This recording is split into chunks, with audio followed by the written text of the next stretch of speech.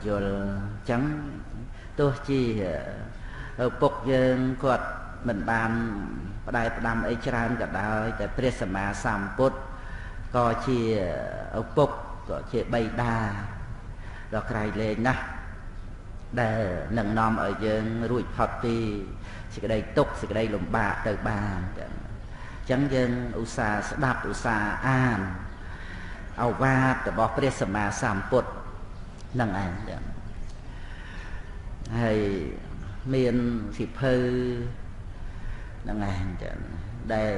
លោកអ្នកប្រាជ្ញលោករៀបចំអីមកអញ្ចឹងក៏យកតាមឱវាទរបស់ព្រះសម្មាសម្ពុទ្ធហើយក៏និយាយបញ្យលទៅដូចជាឪពុកផ្ដែផ្ដាំកូនចឹងដែរចឹងក៏ណាហ្នឹងឯងចឹងគឺយើងមានឱកាសបានជួបនឹងឱវាទរបស់បិតាហ្នឹងឯងដែលជាការណែនាំទៅឲ្យមានការគ្រប់គ្រងក្នុងក្រុមគ្រួសារឲ្យបានទៅតាមដែលព្រះធម៌ហ្នឹងជំនួសឪពុកជំនួសម្ដាយព្រះអង្គក៏ទ្រង់សម្ដែងយោវោអនន្តមយាធម្មោចវិនិយោចទេសតោបញ្ញត្តោសាវោមមច្ចយេនសត្ថាប៉ុណ្ណាគឺមនាលអនន្តធัวណាដែលតថាគតសម្ដែងហើយវិន័យឯណាដែលតថាគតបញ្ញត្តិហើយអំណើអត់អំពីតថាគតទៅធัวនឹងវិន័យនឹងឯងជាគ្រូជាសាស្តារបស់អ្នកទាំងឡាយអញ្ចឹងគឺឱវាទរបស់ពុទ្ធក៏ដូចជាឱវាទរបស់ឪពុកម្ដាយដែលមានមេត្តាករុណាទូមានព្រានបដៅយ៉ាងណាយើងផ្ទៀងផ្ទាត់នឹងពុទ្ធដីកាទាំងប៉ុណ្ណាហើយក៏ប្រណិប័តតាមទៅនៅក្នុងឱវាទនឹងមានការណែនាំច្រើននៅក្នុងការដែលយើងរស់នៅក្នុងក្រុមគ្រួសារគឺកិរិយាវេសធัวទាំងប៉ុណ្ណាអត់ឃ្លានមានក្ររបរត្រឹមត្រូវជួញដូរក្នុងផ្លូវនៃសប្បុរសផ្លូវលោកផ្លូវធัวកុំឲ្យមានតោះផ្លូវល្អឥតខ្ចោះមេអង្គ8នឹងក៏គ្រាន់តែជាចំណុចមួយក្នុងការដែលយើងរស់នៅក៏កັບបីមានការចិញ្ចឹមជីវិតនឹងឯងកុំឲ្យមានការតោះខុសផ្លូវលោកក្តីផ្លូវធัวក្តីចឹងយើងត្រូវគ្របសង្កត់នៅកិលេសក្នុងចិត្តរបស់យើងពីព្រោះយើងមិនគ្របសង្កត់មិនទប់ទល់ទេកិលេសហ្នឹងវាអាចឲ្យយើងប្រព្រឹត្តនៅអំពើខុសកំឆ្គងទៅបានដូចថាចង់មានបានអីចឹងទៅក៏អាចប្រព្រឹត្តខុសឬក៏ថាការខឹងការបន្ទុះអីកើតឡើងក៏អាចធ្វើខុសចឹងគឺត្រូវតែគ្រប់គ្រងជីវិតនឹងឯងឲ្យប្រព្រឹត្តទៅតាមផ្លូវពធនឹងឯងមានសេចក្តីអត់ធន់ទប់ទល់ជាមួយនឹងរឿងរ៉ាវផ្សេងកុំឲ្យរឿងរ៉ាវពីខាងក្រៅហ្នឹងមកកំណត់ជីវិតរបស់យើងឲ្យដើរទៅក្នុងផ្លូវផ្សេងយើងកំណត់ផ្លូវដើរនៃជីវិតរបស់យើងគឺជាពិសេសហើយដែលយើងបានមកជួបនឹងព្រះសម្មាសម្ពុទ្ធទោះជាឪពុកម្ដាយយើងក៏ត្រូវតែប្រព្រឹត្តប្រតិបត្តិទៅតាមឱវាទរបស់ព្រះសម្មាសម្ពុទ្ធដែលឪពុកម្ដាយមានមេត្តាករុណាចំពោះកូនក៏ត្រូវតែផ្ដាំផ្ញើកូនប្រុសនឹងឯងថាជាឧបាសកក៏ដូចជាឧបាសកដែលជាចិត្តកហបតីឬក៏ឧបាសកដែលជាហត្ថកៈអលវកៈឧបាសកហ្នឹងឯងគឺឧបាសកហ្នឹង បាសក់ល្អមានការសង្គ្រោះដល់បរិស័ទសង្គ្រោះដល់អ្នកដទៃនឹងឯងទៅហើយជាព្រះអរិយបុគ្គលហើយបើថាចូលកម្មភ្នោះក៏សូមឲ្យកូននឹងបានដូចជាព្រះសារីបុត្រប្រមោគលានអីចឹងទៅមិនដូចសពគ្រប់អីទាំងអស់ជាសាវកៈបារមីញាណអីទេប៉ុន្តែថាទៅក្នុងសិលសមាធិបញ្ញានឹងឯងឲ្យជាបព្វជិតល្អនឹងខ្ញុំណាគ្រាន់តែលើកត្រង់ដែលថាមេត្តាបិតាដែលបាននៅសទ្ធាក្នុងព្រះសាសនាហ្នឹងហើយទូមានរៀនបដៅកូនចៅហ្នឹងគឺរបៀបហ្នឹងទៅតាមកន្លងផ្លូវរបស់ព្រះពុទ្ធចឹងហើយបើថាជាកូនស្រីក៏សូមឲ្យកូនហ្នឹងដែលនៅគ្រប់គ្រងផ្ទះដូចជាបាសិកានុនមេត្តាវេលកម្មកីឲ្យដូចជាបាសិកាខុជុត្តរាដែលមានការចេះដឹងច្រើនមានការសង្គ្រោះបរិស័ទទៅដោយធម្មទានហើយបើថាចូលកម្មភ្នោះក៏ឲ្យដូចជាព្រះនាងហេមាព្រះនាងអបលវណ្ណាដែលជាភិក្ខុនីល្អជាអង្គគំរូនឹងគឺមេត្តាបិតាដែលប្រកបដោយសទ្ធាហ្នឹងទូលមានព្រានបដៅកូនចៅហ្នឹងអញ្ចឹងអាហ្នឹងគ្រាន់តែលើកឲ្យឃើញថាសំបីឪពុកម្ដាយយើងដែលជាអ្នកទូមានព្រានបដៅយើងក៏ត្រូវតែទូមានទៅតាមឱវាទរបស់ព្រះពុទ្ធនឹងឯងចឹងព្រោះព្រះអង្គទ្រង់បរិសុទ្ធក្នុងបហប្រតិហើយព្រះអង្គជាសាស្តាលើអស់មនុស្សនិងទេវតាទាំងឡាយព្រះអង្គអត់មានបំណងប្រាថ្នាត្រូវការអីពីសត្វលោកទេគឺដោយបហប្រតិករណាសុទ្ធឲ្យតែសត្វលោកនឹងបានទីពឹងខ្លួនឯងបានដើរនៅក្នុងផ្លូវត្រូវបានរួចផុតចាកទុក្ខតែប៉ុណ្ណឹងព្រះអង្គអត់មានត្រូវការលៀបយោការសរសើរការលើកតម្កើងជួយព្រះអង្គរឿងអីទេពីព្រោះព្រះអង្គបានត្រាស់ដឹងហើយទីពឹងព្រះអង្គបានសម្រេចផ្ទាល់ខ្លួនព្រះអង្គហើយព្រះអង្គនៅតែស្រោចស្រង់សត្វលោកតែប៉ុណ្ណឹងអញ្ចឹងពុទ្ធដីកាគឺអត់មានបៀតបៀនសត្វលោកណាទេយើងគួរតែស្ដាប់គួរតែសិក្សាឲ្យបានច្រើនអញ្ចឹងទៅឱវាទរបស់ឪពុកម្ដាយយើងគឺនៅក្នុងឱវាទរបស់ពុទ្ធនឹងទាំងអស់នឹងឯងចឹងអញ្ចឹងយើងនឹងបានសិក្សាតទៅហើយយើងមានសំណាងបានជីវិតរស់នៅហើយបដិសន្ធិនៅក្នុងកំណើតជាមនុស្សនេះដើមទុនធំណាស់ក្រាស់ណាស់ដែលនឹងអាចថាចូលមកសិក្សានៅក្នុងឱវាទពធនឹងបាននឹងឯងចឹងប៉ុន្តែបើយើងមិនបានកំណត់ដឹងដើមទុនរបស់យើងទេយើងអាចចំណាយចាយជះខ្ជាយទៅក្នុងរឿងអបាយមុខអីផ្សេងចឹងទៅចឹងក៏ណាយើងខ្លាចអាសេរពឹសដល់មែនទេទៅនៅនឹងមុខផ្ទះគេដាក់ឆ្កែកាចហ្នឹងក៏យើងខ្លាចដែរវាឃើញរៀងបែបសម្បើមមកអីចឹងទៅហ្នឹងឯងខ្លាចឆ្កែខំខ្លាចគោជលខ្លាចកបីវត្តអីចឹងទៅប៉ុន្តែបែរទៅជាមិនខ្លាចអបាយមុខនឹងឯងគឺការប្រព្រឹត្តនៅក្នុងលបែងអីផ្សេងដែលនាំឲ្យញៀនញាមជាប់ជំពាក់អានឹងផ្ដាំផ្ញើកូនចៅទូទៅទាំងអស់បានជាមិនចេះហើយគឺសំណាងហើយរឿងលបែងនេះតែចេះហើយវាញៀនហ្នឹងឯងមិនមានម៉ែឪណាបញ្ឈប់បានទេហ្នឹងឯងអាញៀននឹងធំជាងម៉ែជាងឪចឹងហើយត្រូវខាតពេលវេលាខាតដើមទុនដែលយើងបដិសន្ធិកុសលវិបាកជាមនុស្សនេះណាមនុស្សយើងមិនងាយបានយល់ដឹងអំពីដើមទុនខ្លួនឯងហ្នឹងនៅត្រង់បដិសន្ធិជាមនុស្សហ្នឹងទេច្រើនតែគិតថាសម្បត្តិមនុស្សវានៅលើមាសប្រាក់លុយកាក់អីហ្នឹងតែប៉ុណ្ណឹងហ្នឹងឯង ก็ប៉ុន្តែដល់តែយើងបានមកសិក្សាក្នុងពុទ្ធសាសនាព្រះអភិធម្មសម្ដែងពីបដិសន្ធិរបស់មនុស្សហ្នឹងបានយើងគួរឲ្យស្ញប់ស្ញែងហើយប្រឹងប្រែងយកចិត្តទុកដាក់ដើម្បីរក្សានៅដើមទុនដែលយើងបានមកពីបុណ្យឲ្យបដិសន្ធិជាមនុស្សជាកុសលវិបាក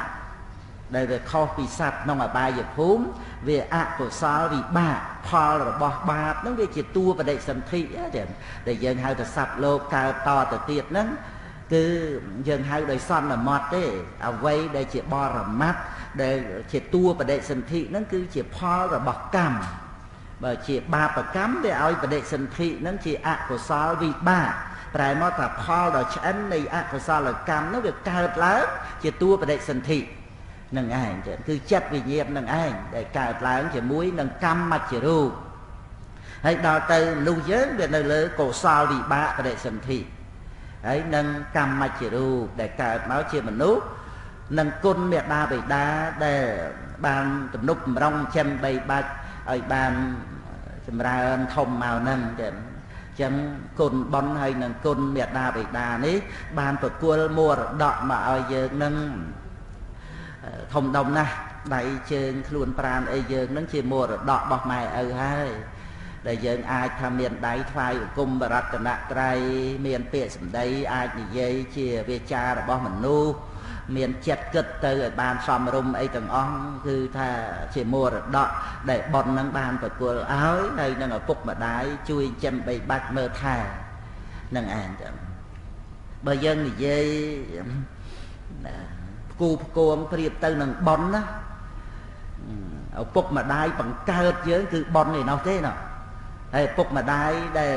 ដែលយើងសន្មតថាបង្កើតយើងចិញ្ចឹមយើងនេះអានឹងដោយឪពុកម្ដាយចិញ្ចឹមប៉ុណ្ណឹងទេណាអានឹងបើយើងគូផ្គងប្រៀបផ្ទឹមទៅនឹង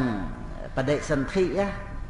ពីព្រោះឪពុកម្ដាយគាត់មិនអាចឲ្យបដិសន្ធិបានគាត់គ្រាន់តែថាមានទីកន្លែងសម្រាប់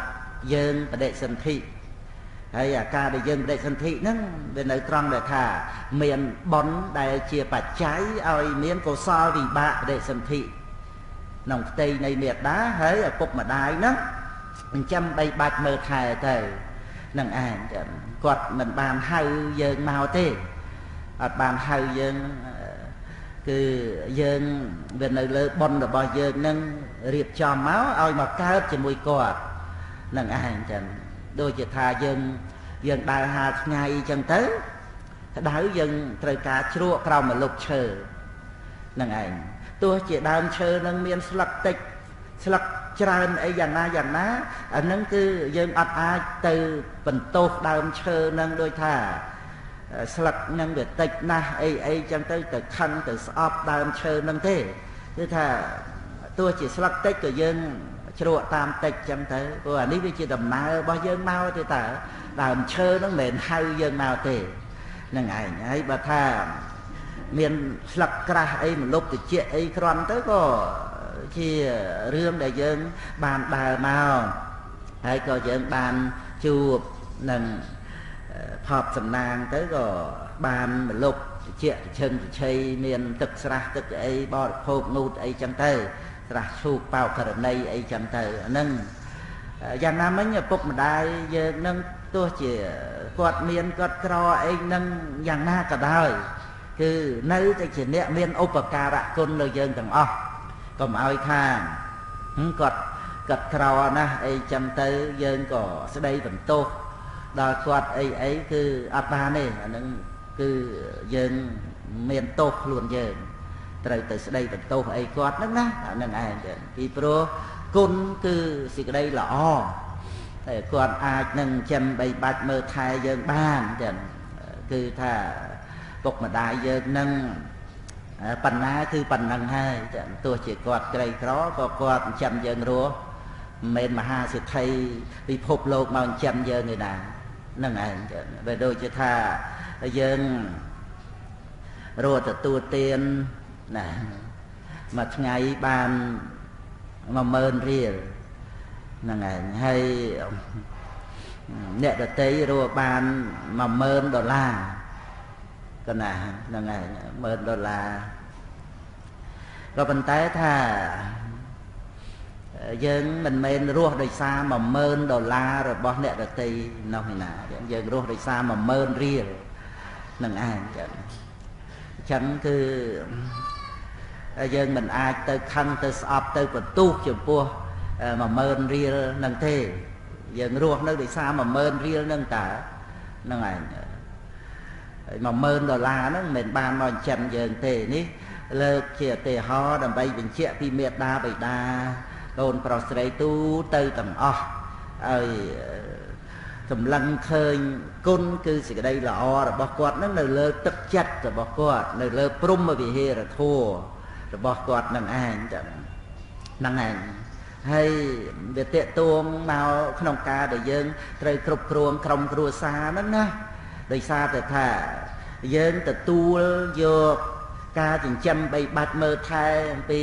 ម៉ែឪមកហ្នឹងគឺយើងរស់នៅដោយសារគុណហ្នឹង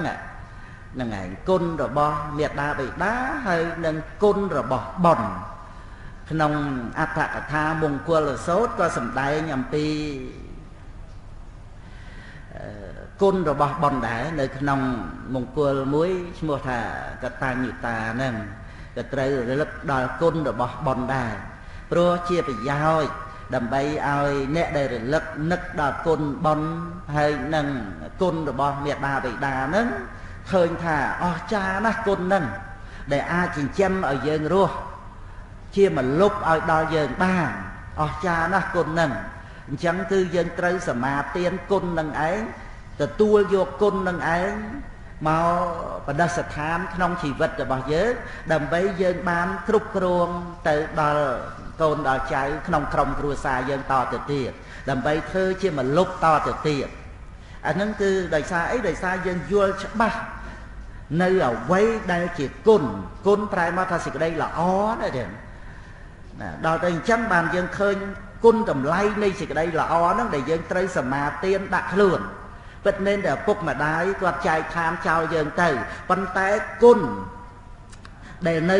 ក្នុងព្រហ្មវិហារធម៌របស់គាត់ហ្នឹងគឺមិនបានបាត់បង់ទៅតាមគាត់ចោលយើងទេព្រហ្មវិហារធម៌ហ្នឹងយើងបានស្រូបយើងបានសមាទានយើងបានប្រដិស្ថានក្នុងជីវិតរបស់យើងពួកយើងអរគុណណាស់យើងដឹងគុណណាស់អាចចិញ្ចឹមយើងឲ្យរស់បានបុណ្យអាចច្បាំងជាមួយបាបអកុសលគ្រប់យ៉ាងហើយបញ្ជូនយើងឲ្យកើតមកជាមនុស្សបានមិនងាយទេណាចឹងសត្វលោកនឹងវាជាប់នៅក្នុងសំណាញ់អបាយភូមិវាជាប់នៅក្នុងលោភៈទោសៈមោហៈហ្នឹងហ្នឹងណា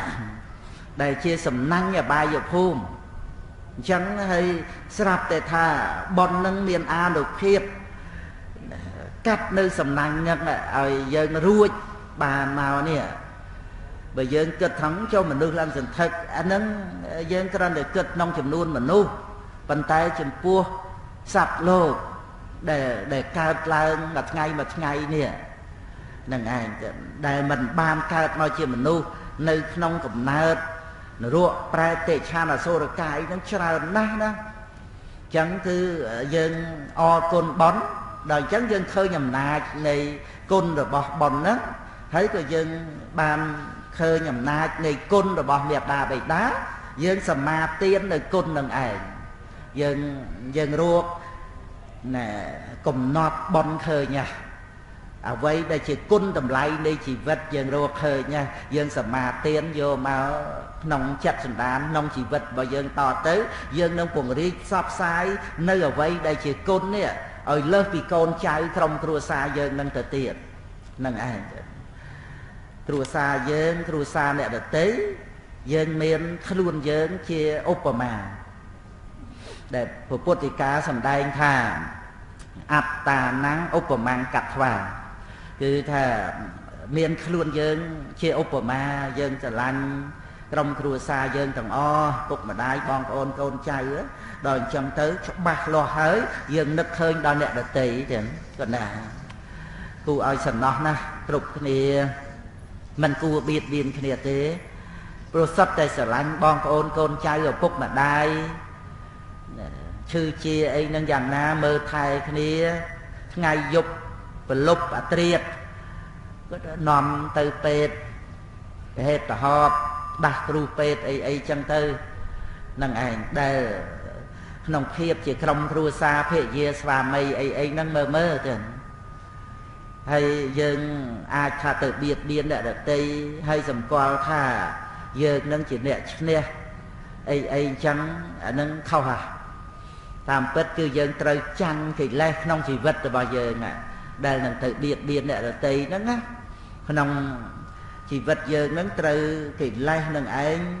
សោយរាជគ្រប់គ្រងលើជីវិតលើបេះដូងយើងហ្នឹងរូបកាយដែលជាប្រទេសនគរហ្នឹងចិត្តសន្តានហ្នឹងត្រូវកិលេសគ្រប់គ្រងហើយនឹងដឹកនាំទៅឲ្យប្រព្រឹត្តនៅក្នុងការបៀតបៀនអំពើអាក្រក់ផ្សេងអញ្ចឹងយើង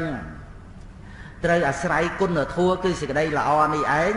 ជាកម្លាំងជារេពុលដើម្បីដណ្ដើមជីវិតរបស់យើងនេះឯងដើម្បីយើងបានគ្រប់គ្រងខ្លួនយើងនឹងឲ្យបានល្អដូចជាថាជាប្រទេសឯករាជ្យដែលយើងដណ្ដើមពីអាណានិគមនិយមកិលេសនេះអវិជ្ជាតណ្ហាអបាទានលោភៈទុសៈមោហៈនេះគឺថាយើងអាស្រ័យកងតបគឺកុសលនឹងវាយដណ្ដើមយកកាយវាចាយើងមកគ្រប់គ្រងឲ្យបានល្អជាកុសលកម្មទៅគ្រប់គ្រងពាក្យសម្ដីនិយាយទៅឲ្យជាពាក្យសម្ដីពីរោះមានប្រយោជន៍ដល់អ្នកស្ដាប់ពាក្យសម្ដីនឹងឯងនាំឲ្យអ្នកដទៃបានការចេះដឹងអីចឹងទៅអានឹងមកពីយើងអាចគ្រប់គ្រងនគរកាយយើងបានគ្រប់គ្រងចិត្តទៀតមិនឲ្យគិតទៅក្នុងគំនិតមេគំនិតបិសាចអីទេអានឹងវាធំទលំទលាយមិនចំពោះតែក្រុមគ្រួសារទេចឹងទៅជាគ្រួសារធំក្នុងប្រទេសក្នុងនគរទៅទៀតគឺថាជាព្រះគុណនឹងឯងទោះជាអំណាចបុណ្យស័ក្តិឋានៈអីយើងមានអានឹងជាព្រះដែកហើយទេជះអំណាចទេជះប្រែថាអំណាចជាព្រះដែកព្រះសង្ឃក៏ហៅថាព្រះដែកដែរព្រះទេជៈហ្នឹងប៉ុន្តែព្រះទេជៈព្រះគុណគឺមានព្រះដែកផងមានព្រះគុណផងនឹងឯងតែมันអាចមានតែព្រះទេជៈព្រះដែកព្រះអំណាចនឹងបានទេគឺនៅមានព្រះគុណមួយទៀតទាំងជាសំខាន់នឹងបានជាអំណាចដ៏ពិសេសចូលទៅគ្រប់គ្រងអ្នកដទៃនឹងដល់បេះដូងដល់ចិត្តសន្តានតែម្ដងដែលធ្វើឲ្យអ្នកដទៃនឹងឯងគោរពកោតក្រែងប្រព្រឹត្តប្រតិបត្តិតាមនឹងគឺតលតែការដែលយើងអាចគ្រប់គ្រងលើនគរកាយរបស់យើងបានដោយអំណាចនៃគុណធម៌ហើយបើយើងគ្រប់គ្រងខ្លួនឯងអត់បានល្អផងយើងនឹងទៅគ្រប់គ្រងក្រុមគ្រួសារប្រទេសនគរនឹងយ៉ាងម៉េចទៅនឹងឲ្យបានល្អយ៉ាងម៉េចបើគ្រាន់តែខ្លួនយើងមួយហ្នឹងគឺយើងវាស្ថិតនៅក្នុងអាណានិគមនិយមរបស់កិលេសហ្នឹងទៅហើយហ្នឹងតណ្ហាបង្កប់ទៅឲ្យយើងធ្វើអីជ្រើសរើសអីទៅតាមតែតណ្ហាអញ្ចឹងទៅឬក៏ថាទៅធ្វើអីតាមតែកំហឹងខឹងក្រោធទៅតាមទីក្តីល្ងងតាមការកំណាញ់ចំណែនអីហ្នឹងយើងមិនអាចជួយទាំងខ្លួនឯងរួចផងបានហ្នឹងឯងធ្វើឲ្យខ្លួនយើងនឹងស្ថិតនៅក្នុងភាពជាទេសៈជាអ្នកបំរើបាបហ្នឹងមើលតែយើងទៅគ្រប់គ្រងអីកើតដូច្នេះគឺថាក្នុងការដែលយើងប្ររពយកគុណមេត្តាបិតាប្ររពយកគុណរបស់បុណ្យនឹងពិចារណាឲ្យឃើញថានេះជាខ្លឹមសារនៃជីវិតណាយើងមើលចំណុចហ្នឹងដែលម៉ែឪចិញ្ចឹមយើងឲ្យរស់បាននេះធំដុំណាយើងនៅក្នុងផ្ទៃយើងទៅតែកើតមកសុទ្ធតែថ្ងៃយើងស្លាប់ទាំងអស់យើងលពឹសម្លេះអញ្ចឹងលួងទឹកស្លាប់លេងអីក៏ស្លាប់បោភោគអីបៀមអីក៏ស្លាប់ថ្ងៃណាក៏ថ្ងៃយើងស្លាប់ដែរតែម៉ែឪជាទេវតាណាមើលថែយើងជួយយើងបានណាមួយថ្ងៃ24ម៉ោងយប់ថ្ងៃហើយមួយខែ30ថ្ងៃមើលហើយមួយឆ្នាំ12ខែតម្រាំទៅយើងបានធំគឺថាម៉ែឪជាព្រះលើយើងហ្នឹងឯងយើងពិចារណាតួគុណនឹងឯងតែ ឲ្យឃើញថាអស្ចារ្យមែនទែនដូច្នេះគឺយើងត្រូវតែសមាទានគុណនឹងយកមកដាក់ក្នុងជីវិតយើងទោះជាឪពុកម្ដាយចែកឋានចោលយើងទៅក៏ដោយហើយយ៉ាងទៀតឪពុកម្ដាយក៏មិនអាចធានាអាយុជីវិតរបស់យើងនៅលើគាត់បានទេគឺវាតេតួងនឹងបុណ្យរបស់យើងទៀតអញ្ចឹងបានជាកូនខ្លះក៏ត្រូវចាកចោលឪពុកម្ដាយនឹងទៅហ្នឹងណាទោះជាម៉ែឪខំមើលថែយ៉ាងម៉េចក៏ដោយក៏ត្រូវមានជំងឺរោគគាអីក៏ស្លាប់ទៅឬក៏គ្រោះថ្នាក់ឧបទ្ទវហេតុអីក៏ស្លាប់ទៅអញ្ចឹងណាអញ្ចឹងគឺយើងនឹករលឹកគុណមេដាបិតាហើយនៅនឹករលឹកគុណរបស់បុណ្យមួយទៀតហើយបុណ្យនេះនាំមកនៅដើមទុនសំខាន់ណាស់មេដាបិតាធ្វើឲ្យយើងអត់បានទេគាត់ណាសម្មាបណិហេតាំងចិត្តតាំងសាយសោនាងតតោករេគឺអត់មាននរណាមករៀបចំជីវិតរបស់យើងនេះដែលជាកុសលវិបាកបដិសន្ធិនៅក្នុងកំណើតជាមនុស្សហ្នឹងហើយកុសលវិបាកបដិសន្ធិហ្នឹងវាមានតម្លៃត្រង់ដែលយើងអាចទទួលយកសេចក្តីល្អបានអាចយល់សេចក្តីល្អបានវាខុសពីសត្វតិរិឆានមិនតិរិឆានអត់ចេះស្ដាប់ធម៌មិនបានអត់យល់ថាមកពីបដិសន្ធិរបស់សត្វហ្នឹងជាផលរបស់បាបម្ល៉េះហើយវាត្រូវមកមិញមកមាំងទៅតែហ្មងទេមិនដឹងទេអញ្ចឹងយើងត្រូវយល់ធម្មជាតិរបស់មនុស្សយើងដែលអាចថាឆ្លាតឆ្លះចេះដឹងតាំងតែពីតូចមកម៉ែឪបង្ហាត់បង្រៀនអីចឹងទៅឆាប់ចេះឆាប់ដឹងឆាប់យល់គ្រូបាអាចារ្យអីនឹងណែនាំទៅមកពីយើងមានពូជល្អពូជបដិសន្ធិហ្នឹងគឺជាកុសលវិបាកប្រកបដោយអលោភៈប្រកបដោយអតោសៈប្រកបដោយអមោហៈទៀតចឹងហ្នឹងឯងអាហ្នឹងឯងដែលយើងត្រូវស្ដាយកុំឲ្យយើងចេះតែចំណាយអស់ពេលវេលាអស់ដើមទុននឹងដោយអត់មានបានប្រយោជន៍អីសោះប្រព្រឹត្តទៅក្នុងរឿងសបាយរីករាយក្នុងជីវិតអីនឹងចឹងដើមទុននឹងវាធំណាស់វាអាចយើងយកមកប្រកបក្នុងកិច្ចការងារជាកុសលនឹងចំណេះចេះដឹងនឹងគឺថាប្រសើរពងខ្ពស់ជួយខ្លួនឯងជួយក្រុមគ្រួសារជួយប្រទេសជាតិជួយប្រសាសនាហើយនឹងទីបំផុតយើងអាចរួចផុតចាកទុក្ខបានព្រោះអាស្រ័យដើមទុននឹងឲ្យសម្រេចលោកតរធម៌នឹងឯងហើយដល់ទៅយើងអត់បានសិក្សាដោយល្អយើងអត់យល់វាដូចជារឿងរ៉ាវមួយដែលថាតកូលហ្នឹងវាតពូជពួងពីសិទ្ធិមកវាធ្លាក់ខ្លួនក្រលំបាកលំបិនអញ្ចឹងទៅប៉ុន្តែវាមានភាជាអ្នកមួយនោះវាជាមាសតែប៉ុន្តែវាប្រឡាក់ដីប្រឡាក់ច្រេះស្នឹមអីកម្មអញ្ចឹងទៅអត់ដឹងថាជាមាសហ្នឹងឯងតម្លៃ100,000កហបណៈប៉ុន្តែលក់ឲ្យអេចាយហ្នឹងឯងនាយពេលនិចហ្នឹងទៅរត់ទិញរបស់យើងចាប់ថ្ងៃហៅអេចាយហ្នឹងរបស់ចាស់របស់អីចឹងឲ្យតម្លៃយ៉ាងថោកទៅមើលយើងព្រមមកពីយើងអត់ដឹងថាវាជាមាសហ្នឹងឯងអាហ្នឹងគ្រាន់តែលើកបន្តិចត្រង់ដែលថារឿងអត់ដឹងហ្នឹងគឺយើងខ្ជិលថោកចឹងទៅវាអត់មានបានអីជាសំខាន់ទេមួយថ្ងៃ24ម៉ោងត្រូវអស់ទៅដោយមិនដឹងថាបានស្អីផងហ្នឹងឯងហេហោនេះនោះអីចឹងទៅអស់មួយថ្ងៃបាត់ហើយហ្នឹងឯងគឺយើងអត់ដឹងពីតម្លៃនៃជីវិត24ម៉ោងហ្នឹងចឹងហ្នឹងឯងសូម្បីថាយើងត្រូវចំណាយជីវិត24ម៉ោងឬក៏មួយខែ30ថ្ងៃដើម្បីរកប្រាក់ក៏ដោយក៏ប្រាក់នឹងអត់សមនឹងតម្លៃនៃជីវិតរបស់យើងទៀតប្រាក់នឹងមិនមែនថារកបានតិចទេទោះជាមួយថ្ងៃនឹងថាបាន$10,000ក៏ដោយក៏មិនសមនឹងតម្លៃដែលយើងលះបង់ជីវិតមួយថ្ងៃដែរដល់ប៉ុណ្ណឹងចឹងយើងគិតមើលតែខ្លួនយើងក៏ដឹងដែរដល់ទីបំផុតយើងស្រឡាញ់ជីវិតណាយើងសុខចិត្តថាចំណាយ$1,000,000ក៏ចំណាយដែរ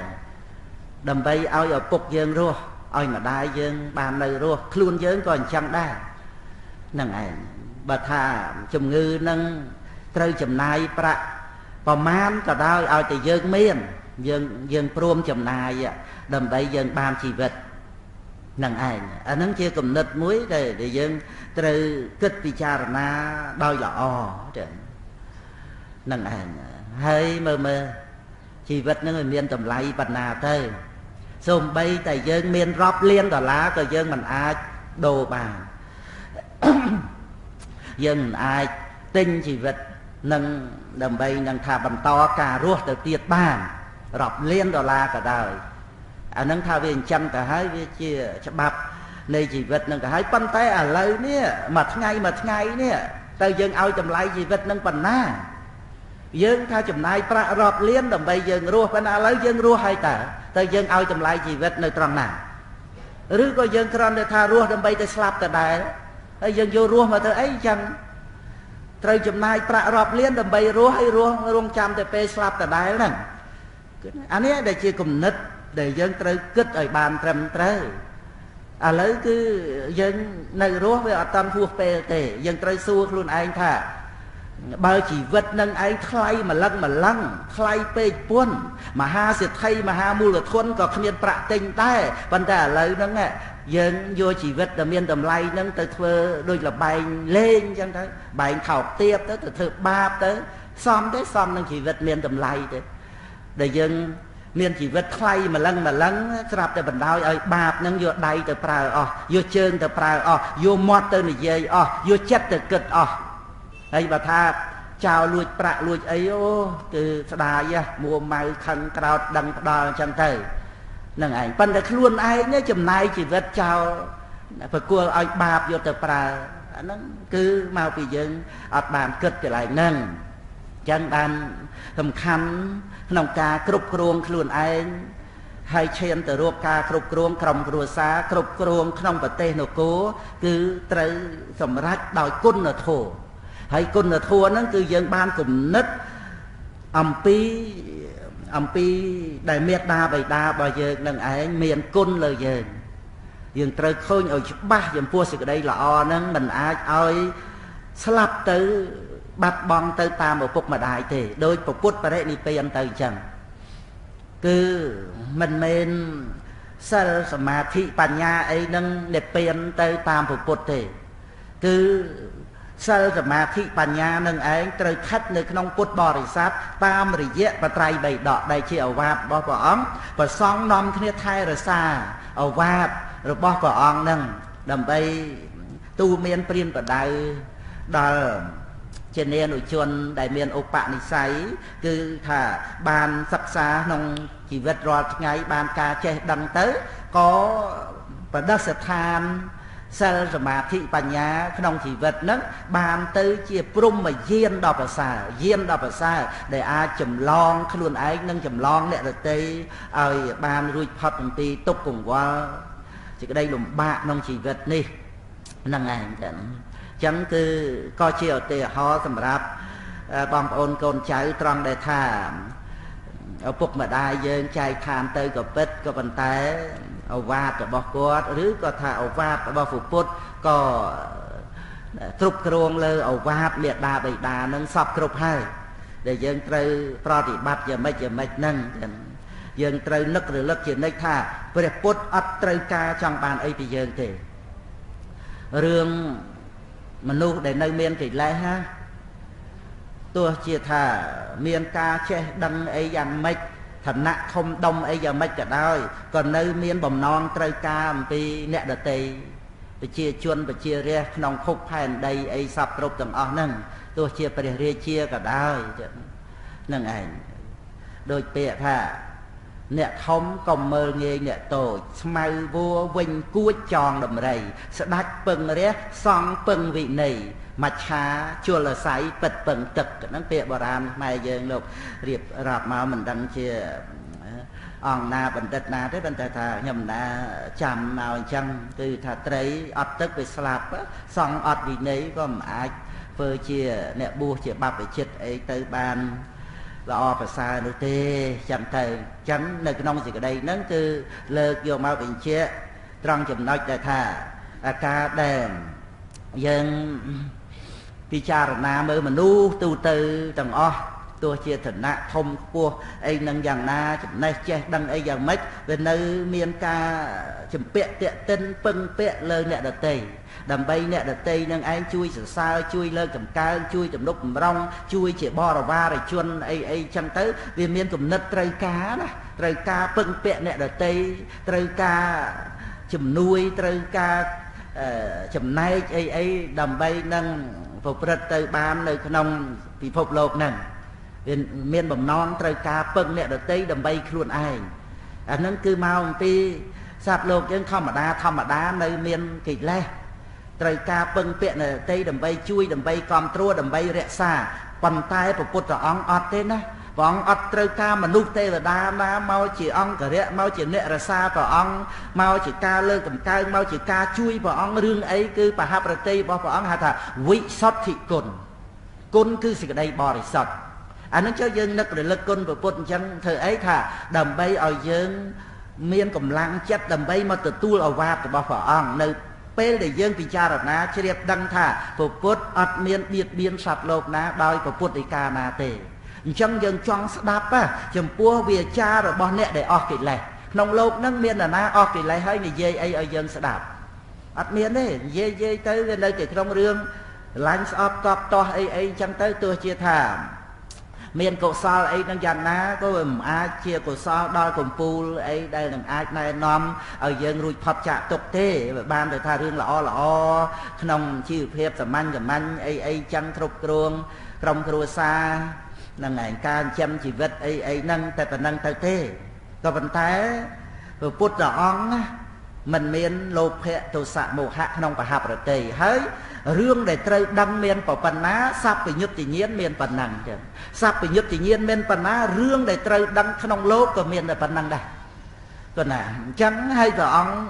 សម្ដែងពុទ្ធដីកាពេលណាក៏ដោយមិនមែនថាតតែពេលសម្ដែងធัวអញ្ចឹងបានជាបឋមរតនៈទេគ្រប់ពេលវេលាទាំងអស់ឲ្យតែព្រះអង្គចេញមួយប្រអស់មកព្រះអនន្តចាំទុកគឺជាព្រះធម្មរតនៈទាំងអស់ឲ្យតែជាពុទ្ធដីកាពេលណាក៏ដោយឲ្យតែជាព្រះវាចារបស់ព្រះអង្គជាព្រះធម្មចេតិយទាំងអស់ព្រះអនន្តចងចាំយកមកចង្កេយនាដាក់ក្នុងវិន័យប្រសូតព្រះអភិធម្មហ្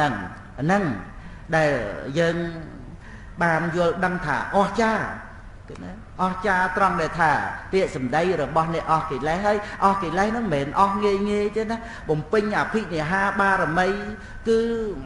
ព្រះអង្គទ្រង់លះបង់នៅរាជសម្បត្តិព្រះអង្គលះបង់នៅសម្បត្តិសិទ្ធិព្រះអង្គលះបង់សម្បត្តិទេវរាជលះបង់សម្បត្តិព្រំលះបង់ជីវិតលះបង់សពគ្រប់ទាំងអស់យកមកដាក់នៅក្នុងឡចម្រាញ់មួយហ្នឹងព្រាបដើម្បីផលិតចេញជាថ្នាំហើយត្រូវស្រាវជ្រាវសន្សំនៅអាធម្មជាតិវត្ថុធាតុដើមនោះអស់កាលជាយូរអង្វែង4អាសង្ខ័យមួយសែនកាប់តម្រាំតែចម្រាញ់បានជាឱវាទនេះមកនេះអញ្ចឹងគឺនៅក្នុងឱវាទរបស់ព្រះអង្គនឹងសម្បត្តិស្ដេចចក្រសម្បត្តិទេវរាជសម្បត្តិព្រហ្មលោកអីហ្នឹងនៅក្នុងនឹងទាំងអស់ចម្រាញ់ចេញមកហ្នឹងណាទាំងជីវិតទាំងបុត្រភរិយាសពគ្រប់ដែលជាអភិនិហាបារមីមហាបរិច្ចាគអស់កាលដ៏យូរអង្វែងចម្រាញ់ហើយចម្រាញ់ទៀតចម្រាញ់ហើយចម្រាញ់ទៀតសម្បើមមែនទេណាតែនេះគ្រាន់តែរំលឹកឲ្យឃើញថាពុទ្ធដីកាដែលមានមកក្នុងបត្រៃ3ដកហ្នឹងគឺមិនមែនជារបស់ដែលបានមកដោយងាយទេនឹងឯងអញ្ចឹងគឺជាការប្រមូលសរុបមកដើម្បីយើងបានយល់អំពីការដឹកនាំនៅក្នុងក្រុមគ្រួសារនឹងឯងទោះជាយើងជាពុទ្ធបរិស័ទដែលព្រះសម្មាសម្ពុទ្ធព្រះអង្គបរិនិព្វានទៅហើយឬក៏ថាឪពុករបស់យើងបានចែកឋានទៅហើយអញ្ចឹងគឺសេចក្តីយើងត្រូវពិចារណាឲ្យឃើញថាអ្វីដែលមានឧបការៈគុណឲ្យយើងបានរស់នឹងឯងយើងត្រូវតែសមាទានកម្មយកនៅអ្វីនោះឯងឲ្យចម្រើនដោះដាលឡើងក្នុងជីវិតដើម្បីនៅគ្រប់គ្រងមើលថែយើងតទៅទៀតពិតមែនតែ អ្នកមានគុណរបស់យើងចែកឋានទៅប៉ុន្តែគុណមិនបានបាត់បង់ទៅតាមជីវិតគាត់ទេនឹងឯងទៅគុណដែលចិញ្ចឹមបីបាច់មើលថែយើងហ្នឹងណាអត់បានបាត់ទៅតាមគាត់ទេព្រោះយើងបានទទួលយកមកបណ្ដុះបណ្ដាលក្នុងចិត្តក្នុងជីវិតរបស់យើងគុណហ្នឹងណាគឺយើងអាចទទួលយកបានជីវិតគាត់យើងទទួលយកមកមើលថែចិញ្ចឹមឲ្យនៅរស់ជាអមតៈជាមួយយើងអត់បានទេគឺត្រូវតែកើតចាស់ឈឺស្លាប់ទៅអញ្ចឹងប៉ុន្តែគុណគឺសេចក្តីល្អណាបដិស្ថានក្នុងជីវិតរបស់យើងអត់សាបសូន្យទេនៅរួមជីវិតជាមួយយើងរហូតដល់ទៅព្រះនិព្វានមិនត្រឹមតែជាតិនឹងទេនៅរួមជាឧបនិស្ស័យរួមដំណើរផ្លូវដំណើរជីវិតយើងទៅទៀតគុណនឹងឯងឲ្យតែយើងញាប់ឆ្ងាយអស្ចារ្យថាអស្ចារ្យគុណម៉ែគុណឪដែលអាចចិញ្ចឹមយើងឲ្យរស់ដូច្នេះមិនអាចឲ្យគុណនឹងឯងបាត់បង់ទៅពីជីវិតរបស់យើងទេអញ្ចឹងគុណនឹងនៅជាមលុបនៅមើលថែគ្រប់គ្រងចិត្តរបស់យើងនឹងឯងហៅថាព្រហ្មវិហារនោះគឺថានៅក្នុងសន្តាននៃចិត្តរបស់យើងនឹងឯងកុំថា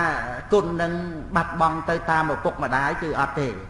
អានឹងលើកលែងតែយើងជាកូនមិនដឹងអី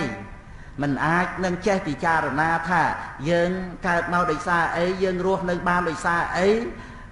ក៏ចិត្តតែហីទៅដល់អញ្ចឹងយើង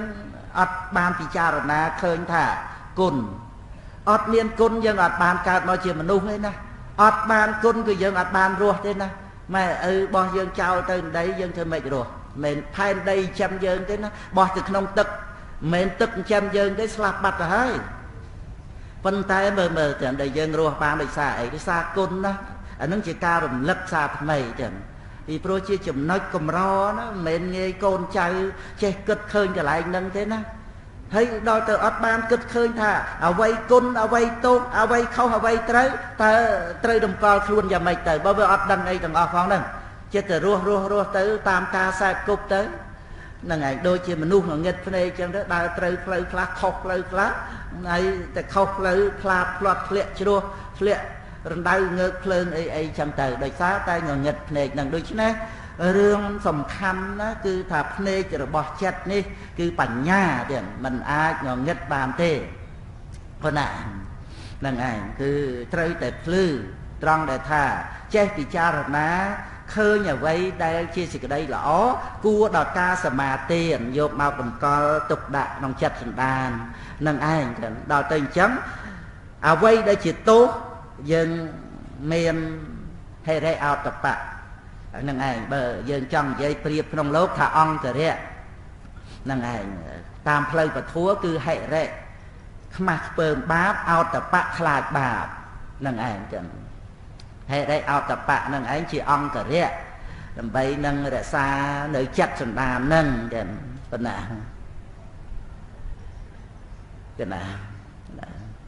ទូរស័ព្ទគុណចាស់ដែលថតហ្នឹងហើយទូរស័ព្ទចូលចឹងណាពីរដងហើយអាហ្នឹងថតនេះវាត្រូវការប្រព័ន្ធទូរស័ព្ទហ្នឹងអញ្ចឹងទៅវាមានលេខនេះទូរស័ព្ទចូល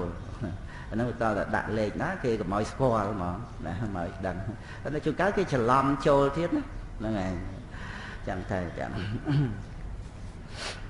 ប៉ុណ្ណាចឹងដូចជាប៉ុណ្ណឹងបានណាប៉ុណ្ណាចឹងហ្នឹងឯង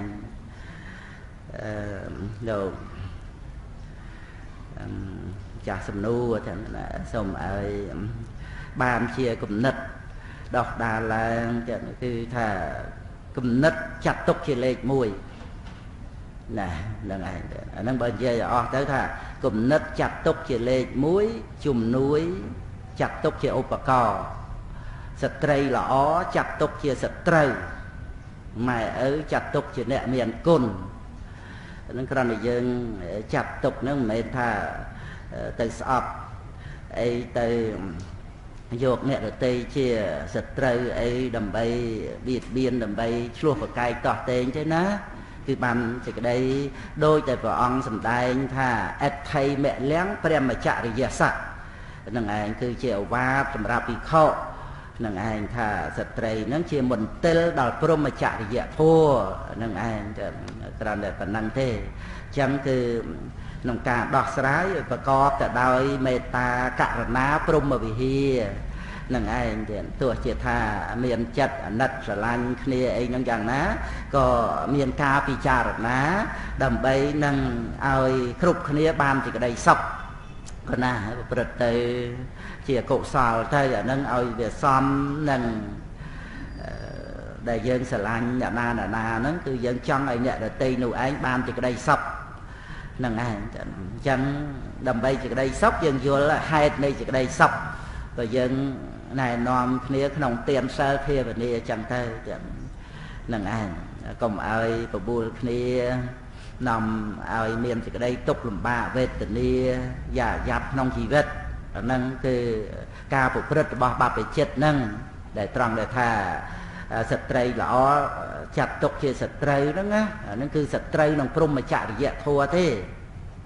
មិនមែនសត្រូវដែលយើងត្រូវឆ្លោះប្រកែកស្អប់អីហ្នឹងឯណាគឺដើម្បីយើងរក្សាព្រហ្មចរិយធម៌ហ្នឹងកុំឲ្យព្រហ្មចរិយធម៌ហ្នឹងវិនះបាត់បង់ទៅដោយសារតែរូបសម្លេងចន្ទរផតពៈហ្នឹងហ្នឹងគឺដោះស្រាយពាក្យហ្នឹងក្រែងលោញាតញោមថាមិនបានយកស្ត្រីល្អជាសត្រូវអញ្ចឹងវាពាក្យវាបង្កប់ន័យក៏ណាអញ្ចឹងនិយាយឲ្យវាសពគ្រប់ទៅថាគុណិតចាត់ទុកជាលេខ1ជំនួយចាត់ទុកជាឧបករណ៍ស្ត្រីល្អចាត់ទុកជាសត្រូវម៉ែឪចាត់ទុកជាអ្នកមានគុណហ្នឹងឯងអាហ្នឹងគឺការដែលចាត់ទុកហ្នឹងវាចេញពីត្រង់ដែលថាគំនិតចាត់ទុកជាលេខ1ហ្នឹងគឺសំខាន់ហ្មងទាំងគំនិតនេះហើយគំនិត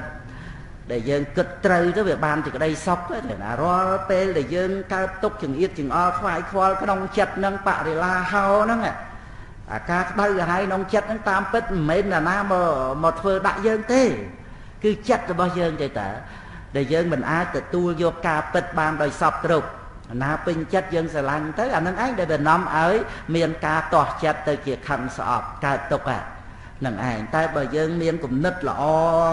មកជំនួសអាគំនិតអាក្រក់ហ្នឹងអញ្ចឹងទៅគំនិតល្អហ្នឹងទទួលយកគ្រប់រឿងទាំងអស់មកចម្រាញ់ទៅជាទានទៅជាសិលទៅជាភាវនាសមថវិបស្សនាទៅបានទាំងអស់គំនិតល្អហ្នឹងដូចជារោងចក្រមួយគឺយកវត្ថុធាតុដើមសពគ្រប់យកមកដាក់ចូលទៅគឺចេញទៅជារបស់ល្អទាំងម្ដងចឹងនឹងឯងមានតម្លៃឧទាហរណ៍ថាសម្រាមគេចោលសោះហ្នឹងណាគេឲ្យតែឡានមកដឹកយកទៅចោលហ្នឹងណាប៉ុន្តែស្រាប់តែថាមានរោងចក្រមួយហ្នឹងអស់ចាហ្មងសម្រាមហ្នឹងដាក់បញ្ចូលទៅចេញមកជាជីណាហើយម្ចាស់រោងចក្រហ្នឹងបានទៅជាថៅកែអ្នកមានទៅសិទ្ធិទៅនឹងឯងសម្រាមគេចោលសោះហ្នឹងអាហ្នឹងឧទាហរណ៍ទេណានឹងឯងយ៉ាងណាមិញទោះជារឿងមិនល្អក្នុងលោកនេះចូលមកដល់ជីវិតរបស់យើងដល់តែយើងមានគំនិតល្អនោះវាដូចជារោងចក្រមួយដែលហៅថាយោនិសោមនសិកាគឺថាវាអត់មានអីអាក្រក់សម្រាប់គំនិតល្អហ្នឹងទេចឹងទទួលយកមកជាអារម្មណ៍នៃការឲ្យទានក៏បានសិលក៏បានសេចក្តីអត់ធន់ក៏បានមេត្តាក៏បានឲ្យអភ័យក៏បានសមថៈក៏បានវិបស្សនាក៏បាននឹងឯងគេទៅជាល្អអញ្ចឹងទៅហ្នឹងគំនិតល្អហ្នឹងដូចជាផ្កាអញ្ចឹងទោះជាថាគេយកសម្រាមយកជីយកលិមួកសัตว์អីមកដាក់ក៏ដោយមិនមែនផ្កាហ្នឹងទៅជាលិមួកទេនឹងឯងផ្កាហ្នឹងមិនទម្លាក់ខ្លួនឯងឲ្យទៅជាសម្រាមទេទៅជារឹតទៅល្អឡើងទៅទៀតដោយសារជីហ្នឹងដោយសារសម្រាមហ្នឹងលឹកឈើហ្នឹងអីទៅលលួយទៅធ្វើឲ្យផ្កាហ្នឹងល្អយ៉ាងណាមិញជីវិតរបស់យើងដែលប្រព្រឹត្តទៅដោយយោនិសោមនសិកាហ្នឹងណាដូចផ្កាអញ្ចឹងណាគឺថារក្សាខ្លួនហ្នឹងឲ្យបានល្អមានក្លិនក្រអូបទៅដោយគុណធម៌ហ្នឹងមិនមែនយើងអាក្រក់សៅហ្មងទៅតាមបរិយាកាសជុំវិញជីវិតដែលថាអ្នកដែលនៅជុំវិញខ្លួនយើងអាក្រក់អីយើងអាក្រក់ទៅតាមទេនឹងឯងបើយើងគិតល្អយើងមិនសែបគប់ទៅនៅក្នុងរឿងមិនល្អទាំងអស់នឹងឡើយនឹងឯងទៅកណា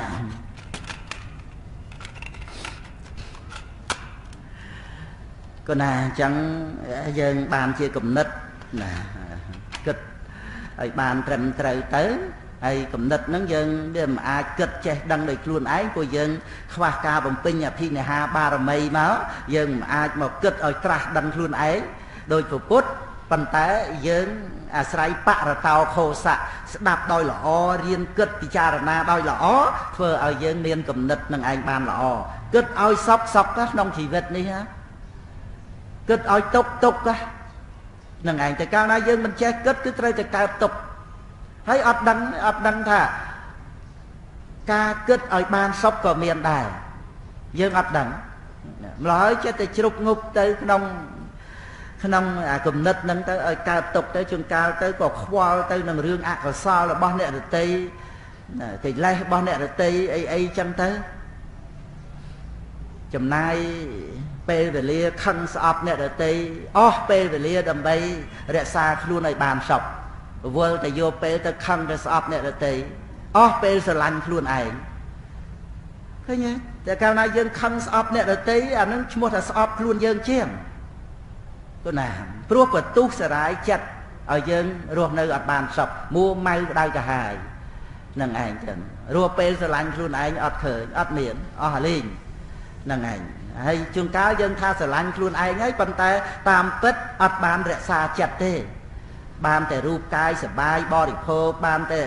រីករាយនឹងរបស់ប្រើប្រាស់អីចឹងទៅទំនុកបំរុងចំពោះតែរូបកាយទៅប៉ុន្តែចិត្តនឹងឯងទៅធ្វើជាខ្ញុំបំរើបាបដោយអត់ដឹងខ្លួននឹងឯងចឹងវង្វេងខ្លួនឯងស្មានតែយើងនឹងស្រឡាញ់ខ្លួនហើយតែតាមពិតគឺគួរឲ្យអាណិតខ្លួនឯងណាស់ទៅជាចំណាប់ខ្មាំងចំណាប់របស់កិលេសវាចាប់ចិត្តយើងបានទៅធ្វើទរណកម្មយ៉ាងធ្ងន់ធ្ងរចឹងនឹងឯងបង្អត់បាយអីឲ្យលហេមលហាមទៅណាដោយលោភៈចឹងស្រេកឃ្លានខ្វះខាតលហេមលហាមហ្នឹងមើលចឹងឬក៏ត្រូវមួម៉ៅក្តៅកាហាយអីចឹងទៅជាមនុស្សបរោខោមនុស្សអ្នកលេងកាប់ចាក់អីចឹងទៅអាហ្នឹងបើយើងប្រៀបសភាពនៃចិត្តហ្នឹងវាទៅអញ្ចឹងណាហើយយើងអត់ដឹងយើងស្មានតែយើងស្រឡាញ់ខ្លួនយើងណាតម្កល់ខ្លួនយ៉ាងប្រសើរយ៉ាងខ្ពង់ខ្ពស់លហឹបលហៈទៅដោយអំណាចនៃរូបកាយហ្នឹងប៉ុន្តែជីវិតរបស់យើងមិនមែនរស់នៅដោយសារតែរូបហ្នឹងណាមានចិត្តផងបានរស់ហើយសភាពនៃចិត្តត្រូវកិលេសចាប់យកទៅបាត់ដោយអត់ដឹងចឹងបានព្រះអង្គទ្រង់សម្ដែងឲ្យមានសតិសម្បជញ្ញៈនឹងឯងទៅយើងរស់ខ្លួនយើងឃើញហើយត្រូវថែរក្សាខ្លួននឹងឯងឲ្យជាការរក្សាដ៏ល្អនឹងឯងសំខាន់ណាស់ចិត្តនឹងអាចអប់រំអាចអភិវឌ្ឍឲ្យសម្រេចបានជាលោកកតរៈធัวទៀតផងអានឹងឯងមិនឲ្យរួចផុតអំពីភាពជាទាស័កក្នុងលោកសម្រាប់រូបកាយនេះវាមានបានជួយឲ្យយើងរួចពីបាបឯណាមានជួយឲ្យយើងរួចអំពីចាស់ឈឺស្លាប់ឯណាយើងខំចិញ្ចឹមទំនុកបំរុងនឹងដល់តែថ្នាក់ថាកំណាញ់ក៏កំណាញ់ដែរមិនហ៊ានឲ្យទៀនមិនហ៊ានកម្មសិលទេសម្រាប់គេអីសពគ្រប់ទាំងអស់អញ្ចឹងទៅខំលើកតម្កើងរូបរាងកាយនឹងឯងផ្ទះធំតនំខ្ពស់មាសប្រាក់លុយកាក់របស់ប្រើប្រាស់សពគ្រប់ទីបំផុតរូបកាយនឹងឯងវានាំយកឃាតកមកសម្លាប់ជីវិតយើងមើលដែលយើងខំទំនុកបំរុងប៉ុណ្ណឹងវានាំយកមេរោគមហារីកក្រិនថ្លើមអីហ្នឹងមកជាគ្នារបស់រូបកាយហ្នឹងមកផ្ដាច់នៅជីវិតយើងនឹងចឹងទៅហើយទ្រព្យសម្បត្តិយើងទាំងប្រមាណដែលខំទំនុកបំរុងរូបកាយហ្នឹងគ្មានបានការតបស្នងអីទេចោលតែទេទៅតែហ្មងចឹងក៏ណាមកជីវិតហ្នឹងដែលយើងខំបរិភោគឆ្ងាញ់ស្លៀកពាក់ល្អប្រើប្រាស់របស់ថ្លៃរបស់ល្អមិនហ៊ានឲ្យទៀនអីទាំងអស់ហ្នឹងមើលបានទទួលការតបស្នងអីពីរូបកាយទេអត់ទេណាចោលតែទេមែនទេណាបើសិនបើយើងទំនុកបំរុងផ្លូវចិត្តទៅវិញដូចជាការឲ្យទៀនអានេះជាបណ្ឌបាតបច្ច័យទំនុកបំរុងចិត្តយើងរក្សាសិលអានេះជាសម្លៀកបំពាក់របស់ចិត្តយើងថែចិត្តតែចាំមើលចិត្តតបស្នងឲ្យយើងអីខ្លះនឹងឯងយើងអប់រំចិត្តឲ្យស្ងប់ដែលជាហៅថាសមថភាវនាណាអានឹងដូចជាយើងធ្វើផ្ទះវិមានប្រាសាទឲ្យចិត្តយើងបានជ្រក់នឹងឯងឲ្យរួចអំពីភ្លៀងគឺរាគៈកម្ដៅថ្ងៃគឺទោសៈខ្យល់ព្យុះគឺមោហៈសត្វសាហាវសត្វដែលជាអាសេរពឹសអីទាំងអស់ហ្នឹងគឺការភ័យខ្លាចរបស់ចិត្តហ្នឹងត្រូវធ្វើផ្ទះធ្វើជំរកឲ្យចិត្តហ្នឹងបានជ្រក់បានសុខបានត្រជាក់មិនមែនយើង ឲ្យតែរូបកាយតិចលហឹបអញ្ចឹងទៅចិត្តក្តៅកាហាយទេត្រូវធ្វើផ្ទះឲ្យចិត្តហើយរូបកាយឈឺមានថ្នាំហើយយើងត្រូវថែរក្សាចិត្តហ្នឹងដោយថ្នាំគឺវិបស្សនាមិនអាចបណ្ដោយឲ្យចិត្តឈឺហេមលហាមទៅនោះទេអាហ្នឹងឯងដល់តែយើងថែរក្សាចិត្តដោយបច្ច័យ4របស់ចិត្តគឺទានជាបិណ្ឌបាតសិលគឺចៃវរៈបច្ច័យសមថៈគឺសេនាសនៈបច្ច័យវិបស្សនាគឺកិលេនភេសជ្ជៈគឺណាទានសិលសមថៈវិបស្សនាហ្នឹងបច្ច័យ4របស់ចិត្តសរុបមកណាហើយចាំមើលចិត្តតបស្នងឲ្យយើងរស់នៅយ៉ាងសុខរឿងអ្វីក្នុងជីវិតនឹងឯងចូលមកដល់ជីវិតយើងទៅជារឿងល្អចឹងនឹងឯងអ្នកណាគេត្រូវកើតទុកយំស្រែកសពគ្រប់ទាំងអស់រឿងតដែលហ្នឹងចូលមកដល់ជីវិតយើងគឺយើងមានកម្លាំងចិត្តដែលប្រកបដោយការទំនុកបំរុងយ៉ាងដិតដល់មកគឺដោះស្រាយអត់រឿងធំទៅជាអត់រឿងអស់អញ្ចឹងទៅមិនចាំបាច់ទេរឿងតូចតាចអីទេដោយសារអីដោយសារចិត្តហ្នឹងមានចំណេះចេះដឹងមានកម្លាំងពលៈដោយសទ្ធាពលៈវិរិយៈពលៈសតិពលៈសមាធិពលៈបញ្ញាពលៈហើយជាឥន្ទ្រីមានសភាពធំហើយខ្លាំងទៀតនឹងឯងអញ្ចឹងគ្រប់រឿងរ៉ាវទាំងអស់คล้ายមកជាអារម្មណ៍នៃទានសិលសមថវិបស្សនាហើយទីបំផុតចិត្តនឹងឯងចឹងដែលនាំយកសម្បត្តិលោកុត្តរៈមកឲ្យយើងបានទៀតរូបកាយអត់ទេណាទោះជាយើងយកមាសមកពាក់ពេញខ្លួនក្រេសម្រាមនឹងមាសអីស្បែកជើងមាសអីក៏ដោយរូបកាយនៅតែជាលោកកិយៈរហូតកណាអត់មានបានការតបស្នងអីចឹងបានជាព្រះអង្គរៀបចំនៅក្នុងសិលរបស់បព្វជិតមើលល្អណាស់ណាបព្វជិតមានការរួមក្នុងបាបអីមករួមឥន្ទ្រីហើយការចិញ្ចឹមជីវិតនឹងប្រកបដោយធัวល្អណាស់ហើយនឹងការពិចារណាបច្ច័យ4នឹងទៀតមិនប្រើប្រាស់ដើម្បីចិញ្ចឹមលោភៈទោសៈមោហៈទេចិញ្ចឹមសិលសមាធិបញ្ញាអត់មានចាំបាច់ត្រូវថាអូវាឆ្ងាញ់អូវាហឹកហែកហឺខាទៅដោយសម្បត្តិទៅដោយរបស់បរិខាប្រើប្រាស់អីដូចជាករិយាវៈអីឲ្យហឹកហែកហឺខាអីទៅអត់ទេសម្រាប់អ្នកបួសគឺតាដែលត្រូវទទួលក៏ទទួលប្រើប្រាស់ឲ្យជាប្រយោជន៍ទៅមិនត្រូវទទួលគឺមិនទទួលគឺអត់ចាំបាច់នឹងឯងចឹងពីព្រោះរបស់ខ្លះបានមកវានាំយកភារៈរវល់ខ្វល់មកជាមួយចឹងវាមិនមែនមានតែអានិសង្សទេវាមានអាការរវល់ខ្វល់វាប្រកបទៅជាទោសបានទៀតផងដោយសាររបស់ទាំងអស់ហ្នឹងចឹងហ្នឹងឯងចឹងគឺរបស់ប្រើប្រាស់ដូចកបិតមុខពីរចឹងគ្រូពេទ្យគាត់ប្រាប់ហើយឆ្នាំហ្នឹងវាដូចកបិតមុខពីរចឹងវាឲ្យជារោគអីចឹងទៅប៉ុន្តែវាធ្វើឲ្យខូចអវយវៈសុខភាពអីដតីយ៉ាងណាចឹងគឺថាក្នុងព្រះសាសនានេះព្រះអង្គរៀបចំក្នុងបច្ចយៈសន្និសិទ្ធសិលនេះគឺថាឲ្យទៅជាអាវុធមុខតែមួយឯងគឺប្រព្រឹត្តទៅដើម្បីអរិយមគ្គបហាកិលេសតែម្ដងចឹងដោយសារបច្ចយៈសន្និសិទ្ធសិលមិនឲ្យទៅជាអាវុធមុខពីរឲ្យថាជាប្រយោជន៍ផងជាទោសផងទេក្នុងការប្រើប្រាស់បច្ច័យ4ហ្នឹងគឺមាននៅក្នុងសិលចឹងបានគឺសិលរបស់បព្វជិតនឹងក្រៃលែងណាស់មនុស្សទេវតាប្រអិនប្រព្រំណាក៏គោរពចំពោះបព្វជិតដែលមានចតុបរិសិទ្ធសិលហ្នឹងចឹងឯងចឹងហើយប៉ុណ្ណឹងហើយយើងសិក្សាទៅនៅក្នុងប្រសូតចូលមកដល់ពនាងអបដកាសីចឹងក្នុងទុតិយវគ្គហ្នឹងក៏ណាមានពីរបគាថាណាអបដកាសីមានក្នុងព្រះអត្ថកថាក៏បានបញ្យល់មុំយើងសិក្សាទៅយើងជ្រះថ្លាទៅនៅក្នុងគុណទាំងណាហ្នឹងហើយអបដកាសីគឺជាស្ត្រីកើតនៅក្នុងដែនកាសីចឹងណាហ្នឹងហើយមានទាំងអបទានមានទាំងអីចឹងផងដែរចឹងដោយ ក្នុងព្រះកថាចាប់ដើមដែលបញ្យលក្នុងបទថាហ្នឹងគឺព្រះថេរីអង្គនេះបានកើតនៅក្នុងតកូលកាលដែលព្រះសម្មាសម្ពុទ្ធកស្សបៈទសពលបានត្រាស់ដឹងឡើងហ្នឹងហើយក៏ស្ដាប់ពធទេសនាបានទៅកម្មសំណាក់ភិក្ខុនីចឹងក៏ណាហ្នឹងហើយដោយសេចក្តីជ្រះថ្លាចូលកម្មភ្នោះហ្នឹងណាប៉ុន្តែដល់ទៅពេលបួសទៅមានការចេះដឹងទៅក្នុងផ្លូវពធហ្នឹងត្រួតត្រងពុទ្ធវចនៈអីចឹងទៅនៅជាបឋិជននៅសវណ្ណនឹងការចេះដឹងហ្នឹងពេលមួយក៏ផ្លាត់ជេរព្រះថេរីដែលជាបក្ខីណាស្របចឹងធ្ងន់តែហ្មងចឹងជេរចំព្រះអរហន្តីដែលបានសម្រេចបដិសម្ពិទាមួយអង្គដែលតាំងនៅក្នុងសិលល្អរបស់ភិក្ខុនីហ្នឹងចឹងដោយពាក្យសម្ដីថាស្រីបេស្យាហ្នឹងឯងអាហ្នឹងពាក្យហ្នឹងពាក្យម៉ែយើងក៏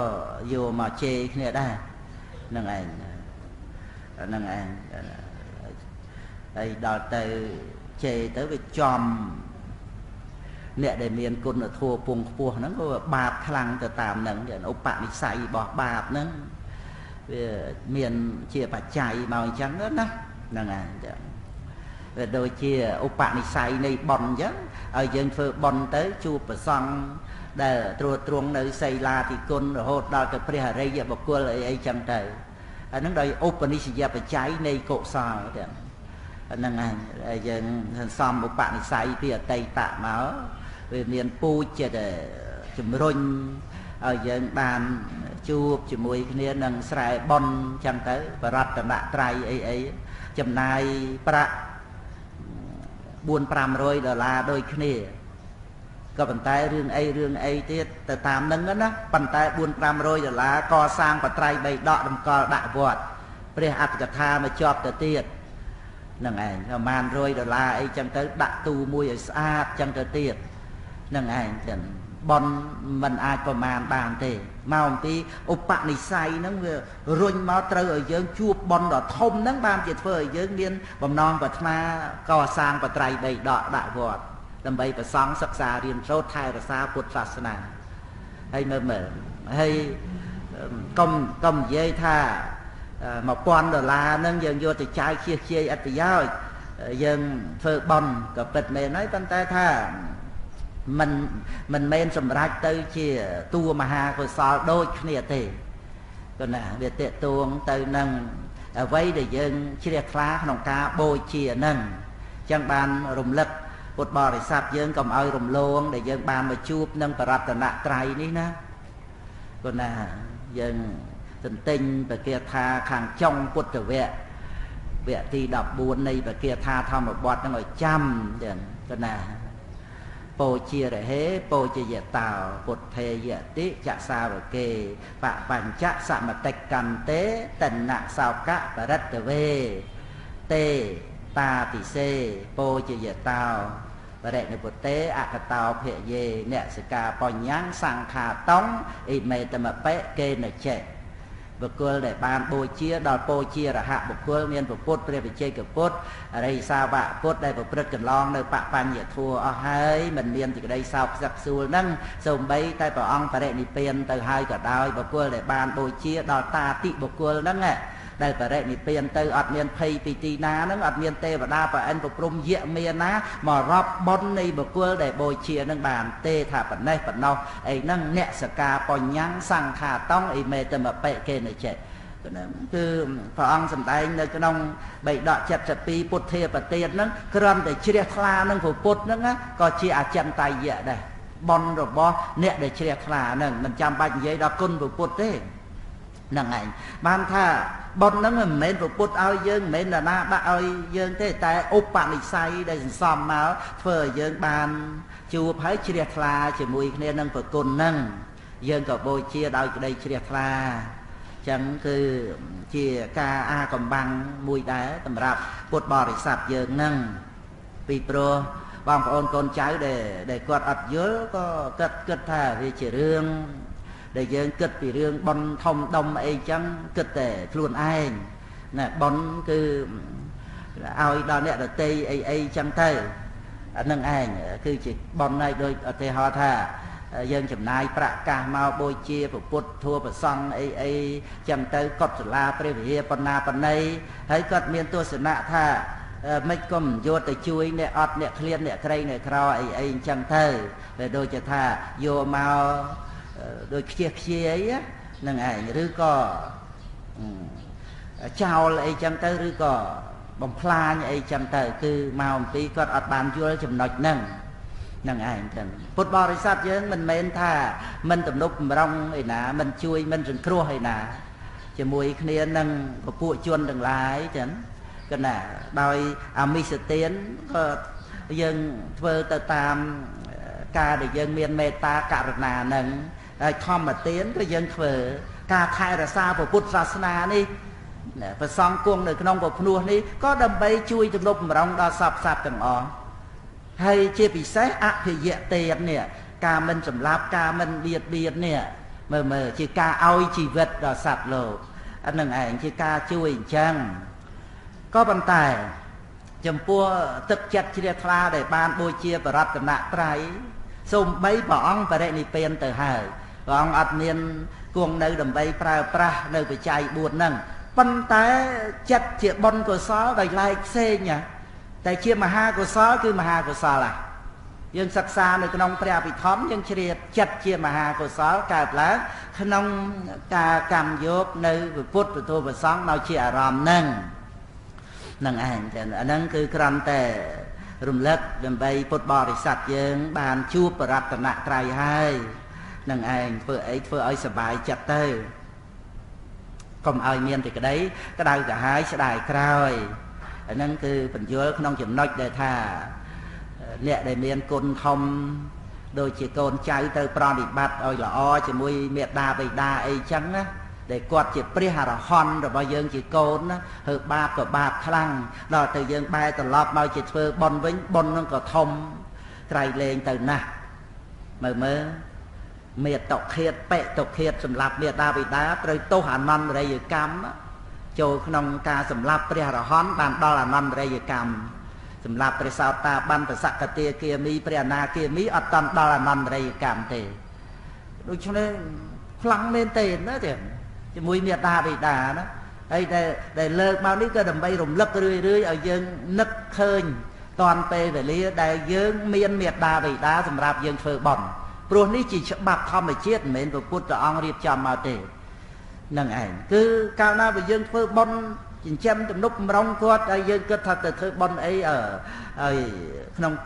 នុងការដែលយើងទំនុកបំរុងមេត្តាបិតានឹងមើលឲ្យវាពេញចិត្តពេញថ្លើមទៅហើយយើងទទួលយកគុណនឹងឯងដែលបានចាំបីបាច់ថែរក្សាឲ្យយើងបានរស់បានសុខមានភាពកក់ក្ដៅហ្នឹងមកបដិស្ថានក្នុងជីវិតរបស់យើងទៅយើងនឹងផ្ដល់ប្រគល់ឲ្យដល់សពសត្វទាំងអស់នឹងឯងមិនបៀតបៀនដល់សត្វទាំងឡាយទេបើម៉ែឪបៀតបៀនយើងធ្វើម៉េចយើងរស់នឹងឯងចឹងហ្នឹងហើយបើម៉ែឪមិនចាំយើងធ្វើម៉េចយើងរស់ដូច្នេះយើងបានសភាពនៃគុណទាំងអស់នឹងឯងផ្សព្វផ្សាយទៅរកសពសត្វដោយប្រសិជ្ជៈការបៀតបៀនការសម្លាប់ការប្រហារអីទាំងអស់ហ្នឹងនឹងឯងគឺយើងបានមេត្តាបិតាហ្នឹងនៅថែរក្សាជីវិតរបស់យើងរហូតនឹងឯងគាត់ចែកឋានទៅតែរូបកាយទេក៏ប៉ុន្តែគុណរបស់គាត់សន្ធិដ្ឋនៅក្នុងជីវិតរបស់យើងរហូតអញ្ចឹងយើងសប្បាយចិត្តហ្នឹងឯងយើងបំពេញតេកិណានុប្រទានអីឧទ្ទិសដល់មេត្តាបិតាអីចឹងទៅប៉ុន្តែយើងនៅគោរពបូជាមេត្តាបិតាក្នុងចិត្តសន្តានរបស់យើងនឹងឯងចឹងហើយដល់អញ្ចឹងវាមានបាបមានបាបត្រឡប់ពីអត្តភាពនោះទៅក៏ត្រូវឆេះនៅក្នុងនរកនាងអត្តកាសីអញ្ចឹងនឹងឯងដែលបានពោលពាក្យដល់ភិក្ខុនីដែលជាបក្ខីណាស្របបាននៅបដិសម្ពិទាហ្នឹងដោយវេទៈថាស្រីបេស្យានឹងឯងពាក្យហ្នឹងត្រូវឆេះនៅក្នុងនរក ហូតណាមួយចន្លោះពុទ្ធហ្នឹងមើលដល់ពេលព្រះសម្មាសម្ពុទ្ធបរមគ្រូនៃយើងបានត្រាស់ក៏បានមកកើតក្នុងត្រកូលសេដ្ឋីបុណ្យហ្នឹងឲ្យផលម្ដងចឹងមានសម្បត្តិច្រើននៅក្នុងដែនកាសីព្រោះណាហើយមានរូបស្អាតទៀតដោយអានិសង្សសិលដែលនៅក្នុងភ្នោះហ្នឹងណាហ្នឹងឯងដែលរក្សាសិលក្នុងព្រះភ្នោះហ្នឹងនាំឲ្យបានរូបស្អាតចម្រើនវ័យចឹងទៅក៏ធ្លាក់ចូលទៅក្នុងឋានៈជានគរសោភិនីទៅក៏ណានគរសោភិនីហ្នឹងប្រែមកថាស្រីល្អប្រចាំនគរចឹងនៅក្នុងដែនកាសីក្រុងពរាណសីហ្នឹងក៏ណាហើយដែលមានប្រធេរីដីកាដែលចាប់ផ្ដើមឡើងត្រង់ដែលបានពោលទៅថាណាយាវៈកាសិជាអ្នកបតោសង្កោមេអត្តកោអហោហ្នឹងហ្នឹងកន្លះគាថាហ្នឹងថាយាវៈកាសិជាអ្នកបតោសង្កោមេអត្តកោអហោណាគឺក្នុងតម្លៃរបស់ខ្លួនដែលមាននៅក្នុងដែនកាសីហ្នឹងណាវាស្មើនឹងតម្លៃសួយហ្នឹងពន្ធដាដែលដែនកាសីទាំងមូលហ្នឹងត្រូវយកគម្ពីរអ្នកស្រុកហ្នឹងគឺក្នុងមួយថ្ងៃ1000កហបណៈកណាប្រមូលពួនបានតែប៉ុណ្្នឹងទេហ្នឹងឯងពួនដាសួយសាហ្នឹងណាគឺប្រមូលមកបានមួយថ្ងៃ1000កហបណៈចំណែកនាងអបដកាសីដែលជានគរសោភិនីនេះអ្នកណាដែលមានបំណងប្រាថ្នាមករួមមេត្រីដោយសេចក្តីស្រឡាញ់ហ្នឹង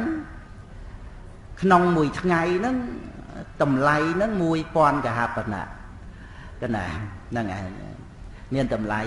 ប៉ុណ្ណឹងស្មើនឹងតម្លៃពន្ធដាសួយនេះសង្កោមេអត្តកោអហោនេះគឺថាតម្លៃខ្លួនហ្នឹងណាតម្លៃខ្លួននាងអត្តកាសីហ្នឹងគឺមួយថ្ងៃហ្នឹងស្មើនឹងតម្លៃសួនមកតម្លៃសួយណាតម្លៃពួនរបស់នគរមួយហ្នឹងឯងដែនកាសីហ្នឹងបានតម្លៃតែ1000ហ្នឹងឯងហ្នឹងគឺតម្លៃរបស់នាងហ្នឹងវាថ្លៃហ្នឹងឯងក្នុងមួយថ្ងៃហ្នឹងពីព្រោះរូបរាងលក្ខណៈសពគ្រប់ដូចរបៀបស្ត្រីកែវអញ្ចឹងចា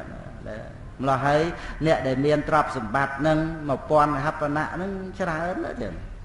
ប៉ុណ្ណាគឺទៅស្មើនឹងមាស60តម្លឹងប៉ុណ្ណាហើយត្រូវការចំណាយធ្វើថាម៉េចដើម្បីថាឲ្យបាននាងអត្តកាសីនឹងឯងដោយសេចក្តីស្រឡាញ់ហ្នឹងហើយអាហ្នឹងគឺសត្វលោកទយៈវិស័យប្រព្រឹត្តទៅតាមហ្នឹងយកប្រាក់ហ្នឹងកសាងកុដិសាលាព្រះវិហារទំនប់បំរុងបច្ច័យ4ដល់ព្រះសង្ឃអីចឹងទៅបានប្រយោជន៍ប៉ុន្តែស្ថិតនៅក្នុងភាពដែលជាអ្នកបំរើកិលេសអញ្ចឹងសត្វលោកហ្នឹងក៏ប្រព្រឹត្តទៅតាមហ្នឹងទៅមិនថាតែអ្នកមិនធ្វើបន់ធ្វើទានអីទេអ្នកដែលធ្វើបន់ធ្វើទានហ្នឹងប៉ុន្តែថារមានលុយច្រើនទៅវាត្រូវបែងចែកទៅធ្វើទានក៏ធ្វើចំណាយមក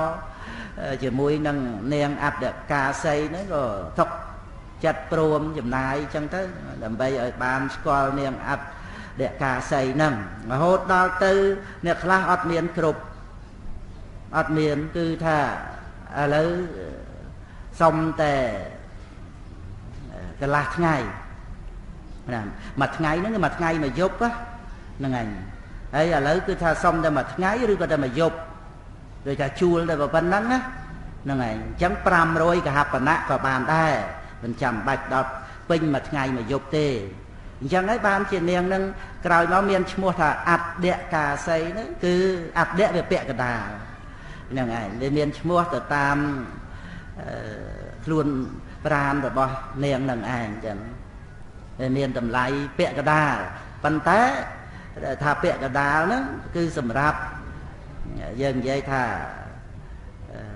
កន្លះថ្ងៃឬក៏យើងនិយាយថាត្រឹមតែមួយថ្ងៃអត់មួយយប់ឬតែមួយយប់អត់មួយថ្ងៃនឹងអត់ថ្ងៃអត់ពេលថ្ងៃបានតែពេលយប់ឬក៏ពេលយប់បានតែថ្ងៃហ្នឹងហ្នឹងឯងហ្នឹងគឺអ្នកស្រុកនឹងឯងចឹងដែលតាំងកាត់ខ្វានិកមោអខាំងអខេអ្នកខាំងថពេសេមាំងគឺថាខ្ញុំហ្នឹងត្រូវបានអ្នកស្រុកអ្នកភូមិអ្នកនិគមនឹងឯងតាំងកាត់ថ្វានិកមោអខាំងហ្នឹងគឺថាឲ្យតម្លៃខ្លួនឯងហ្នឹងក៏ប៉ុណ្ណឹងអខាំងអខេអ្នកខាំងហ្នឹងគឺថាវាមានតម្លៃថ្លៃអណែកអណៈទៅចឹងណាហ្នឹងឯងក្នុងជីវិតរបស់នាងហ្នឹងចុះតិចអីបើថាមួយថ្ងៃមួយយប់តម្លៃស្មើនឹងសួយដែនកាសីទាំងមូលណាសួយដែនកាសីទាំងមូលហ្នឹងមានតម្លៃមួយថ្ងៃហ្នឹងស្មើនឹងនាងអត្តកាសីហ្នឹងដែរអញ្ចឹងគឺមានតម្លៃថ្លៃណាស់ដែលអ្នកស្រុកអ្នកនិគមហ្នឹងឲ្យតម្លៃមកលើរូបកាយរបស់នាងហ្នឹងអញ្ចឹងមកគាថាហ្នឹងគឺថាយាវកាសេជាអ្នកកតោសង្កោមេអត្តតោសង្កោមេអត្តកោអហុតាំងកតវានិកមោអខាំងអខេអ្នកខាំងថពេសេមាំងថពេសេមាំងហ្នឹងគឺតាំងតម្កល់ខ្លួនខ្ញុំហ្នឹងហ្នឹងឯងហ្នឹងគឺក្នុងពគាថាហ្នឹងប៉ុន្តែហើយក្នុងកាលនោះឯងក៏នាងមានសេចក្តីនឿយណាយនឹងរូបកាយនឹងឯងចឹងដូចតែនាងបានពោលមកថាអថៈនិព្ពិនតហាំងរូបេនិព្ពិនទាំងចៈនិព្ពិនទាំងចៈវិរិយជាហាំងគឺថាក្នុងកាលនោះក៏ខ្ញុំនឿយណាយនឹងរូបកាយនឹងឯងអថៈនិព្ពិនតហាំងរូបេនិព្ពិនទាំងចៈវិរិយជាហាំងគឺថាដល់ទៅនឿយណាយនិព្ពិនតៈនេះជាឈ្មោះនៃតរុណវិបស្សនាហើយដល់ទៅវិរិយជាហាំងនេះជាឈ្មោះនៃពលវៈវិបស្សនាគឺណាវិបស្សនាមានកម្លាំងយ៉ាងហ្នឹងឯងដល់អញ្ចឹងនាងបានពោលមកកន្លះគាថាទៀតហ្នឹងត្រង់ដែលថាកាលដែលនឿយណាយហើយក៏ប្រសិជ្ជៈដំរេកអញ្ចឹងគឺក៏បានរួចផុតអំពីជាតិសង្សារដោយក្នុងបំណងប្រាថ្នាក្នុងចិត្តហ្នឹងគឺកុំឲ្យវាមានជាតិកំណើតកុំឲ្យវាមានវដ្តសង្សារនឹងឯងប្រព្រឹត្តទៅហ្នឹងគឺក្នុងចិត្តហ្នឹងបានប្រព្រឹត្តទៅចឹងឯងហើយក៏បង្ហើយទៅកន្លះគាថាត្រង់ដែលថាវិជ្ជា3ហ្នឹងខ្ញុំបានជាច្បាស់ហើយពុទ្ធសាសនាហ្នឹងខ្ញុំបានសម្រេចហើយណាតែសោវិជ្ជាសច្ឆកតាកតាំងពុទ្ធសាសនាហ្នឹងឯងចឹង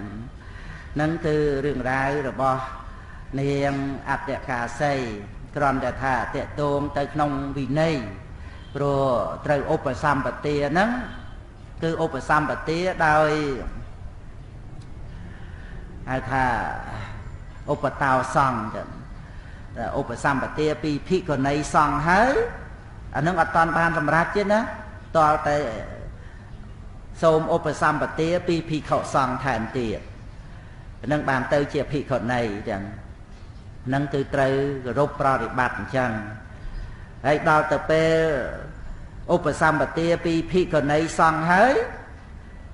ត្រូវធ្វើដំណើរទៅឧបសម្បទាពីសំណាក់ភិក្ខុសង្ឃនៅសាវត្ថីក្នុងកាលនោះពួកចោដែលពួកចោពួកអ្នកលេងវាដឹងហ្នឹងហើយវាដឹងថានាងអត្តកាសីហ្នឹងបួសហើយត្រូវធ្វើដំណើរឆ្លងកាត់ផ្លូវហ្នឹងអញ្ចឹងពួកអ្នកទាំងអស់ហ្នឹងគឺមានបំណងចង់ចាប់នាងនឹងម្ដងទៀតហ្នឹងឯងចឹងនាងនឹងដឹងអញ្ចឹងក៏អត់ទៅខ្លួនឯងទេបញ្ជូនទូតឲ្យទៅទូលសួរព្រះដែលមានពភាតើត្រូវប្រតិបត្តិដូចម្ដេចអញ្ចឹងព្រះអង្គក៏ប្រជុំភិក្ខុសង្ឃព្រះអង្គត្រាស់ថាភិក្ខុនីដែលឧបសម្បទាក្នុងសំណាក់ភិក្ខុនីសង្ឃហើយមិនអាចធ្វើដំណើរមកដើម្បីឧបសម្បទាពីភិក្ខុសង្ឃដើម្បីសម្រេចជាភិក្ខុនីហ្នឹងហើយមានអន្តរាយរឿងអីហ្នឹងគឺអាចបញ្ជូនទូតមកបានចឹងមិនបាច់ខ្លួនឯងមកផ្ទាល់ទេចឹងទៅគ្រាន់តែប្រាប់ដំណឹងនឹងដល់សង្ឃទៅសង្ឃក៏ប្រកាសឈ្មោះនាមភិក្ខុនីអង្គណាដែលត្រូវឧបសម្បទាហ្នឹងហើយក៏មានការសូត្រកម្មវាចាហ្នឹងមិនចាំបាច់តួភិក្ខុនីនឹងមុនទៅខ្លួនឯងទេតាមរយៈទូតនឹងសូត្រជាប់កម្មវាចាហ្នឹងកំណត់ម៉ោងកំណត់ពេលកំណត់សមោលថ្ងៃអីចឹងទៅអត់ម៉ោងណាគឺថាឡើងទៅជាភិក្ខុនីស្មើនឹងអីហ្នឹងតាមរយៈទូតហ្នឹងអាហ្នឹងហៅថាឧបសម្បទាដោយអំណាចទូតហ្នឹងអាហ្នឹងភិក្ខុនីហ្នឹងហើយមានក្នុងវិន័យហ្នឹងអញ្ចឹងខណ្ឌកៈភិក្ខុនីខណ្ឌកៈណាហ្នឹងគឺរឿងរ៉ាវចាប់ផ្ដើមដោយព្រះនាងអត្តកាសីនឹងឯងចឹងណាដែលបានឧបសម្បទាហ្នឹងមានប្រវត្តិរឿងរ៉ាវអញ្ចឹងដល់ទៅឧបសម្បទាហើយក៏ប្រឹងប្រែងជាយាមទៅបានឧបសម្បទាហើយក៏ចម្រើនវិបស្សនាមិនជាយូរប្រមាណក៏បានសម្រេចព្រះរហ័តព្រមដោយបដិសម្ពិទាក៏បានពោលសម្ដែងទៅនៅក្នុងអបទាននឹងយ៉ាងច្រើនហើយក៏មានការបញ្យល់សេចក្តីនៅក្នុងពគាថាដែលថាយាវកាសីជាអ្នកបតោសង្កោមេអត្តកោអហុគឺបញ្យល់ថាសួយមានក្នុងជនបទកាសីឈ្មោះកាសីជនបទកាសីជនបទនោះមានសួយប្រមាណប៉ុណ្ណាសួយរបស់យើងក៏មានប្រមាណប៉ុណ្ណោះហ្នឹងប្រែតាមពាក្យហ្នឹងណាប៉ុណ្ណាហ្នឹងហើយគឺសង្កោមេអត្តកោអហុហ្នឹងគឺថាសួយរបស់យើងក៏មានប្រមាណប៉ុណ្ណោះសួយនោះប្រមាណប៉ុណ្ណាគឺប្រមាណ1000កហបណៈហ្នឹងសម្រាប់ដែនកាសីនោះឯងគឺព្រះជាហ្នឹងបានសួយហ្នឹងប្រមាណ1000ហ្នឹងហើយទ្រព្យសម្បត្តិដែលនាងអត្តកាសីបាននៅក្នុងមួយថ្ងៃអំពីដៃនៃពួកបរោះក៏មានប្រមាណប៉ុណ្ណោះព្រោះហេតុនោះទៅពោលថាយាវកាសិជាអ្នកបតោសង្កោមេអត្តកោអហុក៏នាងអត្តកាសីហ្នឹងដែលបានឈ្មោះថាកាសីពីព្រោះកំណត់ទៅដោយសួយនៅក្នុងកាសីជនបទនោះឯងពួកមនុស្សចំនួនច្រើនកាលដែលមិនអាចនឹងមាន1000នឹងឯងក៏បានត្រឹមតែពាក់កណ្ដាលគឺ500ណាហើយក៏រីករាយជាមួយគ្នាត្រឹមតែពេលថ្ងៃតែប៉ុណ្ណោះឬក៏ត្រឹមតែពេលយប់តែប៉ុណ្ណោះព្រោះមនុស្សពួកនោះនាងនេះទៅបានដឹងគ្នាថាអដ្ឋកាសីហ្នឹងឯងមានឈ្មោះអញ្ចឹងហើយយើងដឹងថានាងហ្នឹងមានឈ្មោះអញ្ចឹងវាតេតងនឹងប្រវត្តិរឿងហ្នឹងឯងតាំងកត្វានិកមោអខាំង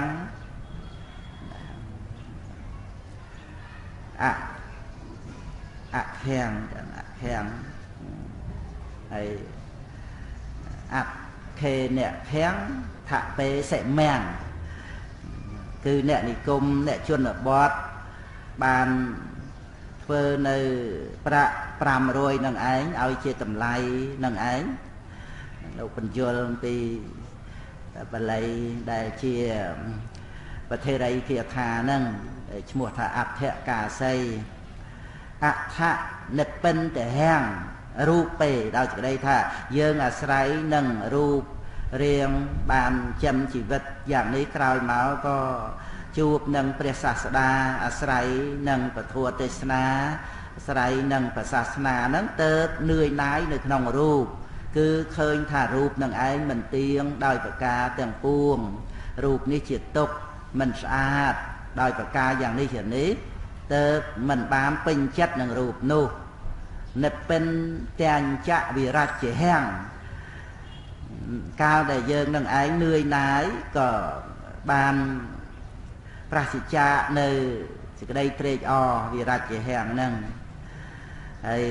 និព្ពិនតស័ព្ទនេះគឺសំដែងដល់តរុណវិបស្សនាឯចំណែកវិរច្ចហាំងហ្នឹងគឺជាវិរិយកៈសំដែងដល់ពលវៈវិបស្សនាមានសេចក្តីអធិប្បាយថាកាលដែលនឿយណាយហើយក៏ប្រសិជ្ជានៅតម្រេកហើយក៏មានចិត្តផុតស្រឡះនឹងឯងមេបណៈជាតិសង្សារੰសន្ធាវៃយ៉ាងបណាប់បណាំងគឺសំដែងដល់អាការៈដែលធុញទ្រាន់នឿយណាយនឹងហើយបន្ទាប់មកក៏ប្រសិជ្ជានៅភពជាតិកំណើតហ្នឹងទៅមេបណៈជាតិសង្សារੰហ្នឹងក្នុងសភាពនៃចិត្តដែលបង្អោនទៅហ្នឹងកុំឲ្យយើងមានការត្រាច់អន្តោលទៅក្នុងវដ្តសង្សារហ្នឹងនឹងឯងហើយក៏ទេសោវិជ្ជានឹងឯងបានសម្រេចនៅក្នុងវិជ្ជា3ហ្នឹងទៅអញ្ចឹងក្នុងការដែលយើងបានសិក្សាទៅក្នុងរឿងនាងអដ្ឋកាសីហ្នឹងក្នុងសេចក្តីនៃបគាថាគឺមាន2គាថាកន្លះគាត់ណាហ្នឹងឯងចាប់ផ្ដើមយាវៈកាសិជាអ្នកបតោសង្កោមេអត្តកោអហោតាំងកត្វានិកមោអខាំងអខេអ្នកខាំងថពេសិមាំងអថនិព្ពិនតហាំងរូពេនិព្ពិនទាំងចៈវិរច្ចហាំងមេបណៈជាតិសង្សារੰសន្ធាវៃយ៉ាងបណាប់បណាំងទេសោវិជ្ជាទេសោវិជ្ជាសច្ឆកតាកតាំងពុទ្ធសាសនាណាហ្នឹងគឺសេចក្តីរៀបរាប់មកហ្នឹងឯងក្នុងប្រធេរីគាថាដែលជាការបន្លឺនៅសីហនេតហ្នឹងណាហើយហ្នឹងឯងយើងសិក្សាបន្តទៅក្នុងព្រះអភិយាមេត្តាធេរីចឹងហ្នឹងឯងដែលមានប្រគាថាឧទ្ធាំងបាតតឡាអមៈអធោជេកេសមត្តកាបច្ចវេខសោមង្កាយ៉ាងអសុចឹងពោតគន្ធិកាំងអេវង្វិហេរមេនេយៈសัพពោរាកោសមោហតោបរិឡាហោសមុច្ឆណោសៃតេភូតមហេនិពុតានឹងគឺជាដំបូងនឹងពាក្យរបស់អភិយៈរាជកុមារនឹងឯងចឹងប៉ុណ្ណាបានរៀបរាប់ឲ្យប្រកម្មដ្ឋានដល់មេត្តាសូមមេត្តាពិចារណានៅរូបកាយនេះជារបស់មិនស្អាតមានក្លិនស្អុយខាងលើចាប់ពីបាតជើងឡើងទៅខាងក្រោមចាប់ពីចុងសក់ចុះមកហើយអាហ្នឹងរំលឹកពាក្យរបស់កូនចឹងហើយព្រះនាងព្រះអភិយៈមេត្តាធេរីហ្នឹងក៏បានពោលបន្តទៅថាកាលដែលខ្ញុំប្រព្រឹត្តតាមពាក្យរបស់កូនយ៉ាងនេះ ក៏បានដកនៅរាគៈទាំងពួងបានផ្ដាច់ឧបកម្មដ្ឋានពីកូនហ្នឹងមកគាថាខាងលើហ្នឹងចឹងឧទ្ធាំបាតិតឡាអមៈហ្នឹងបបិទ្ធអ្នកម៉ែប្រែមកតែអញ្ចឹងអមៈ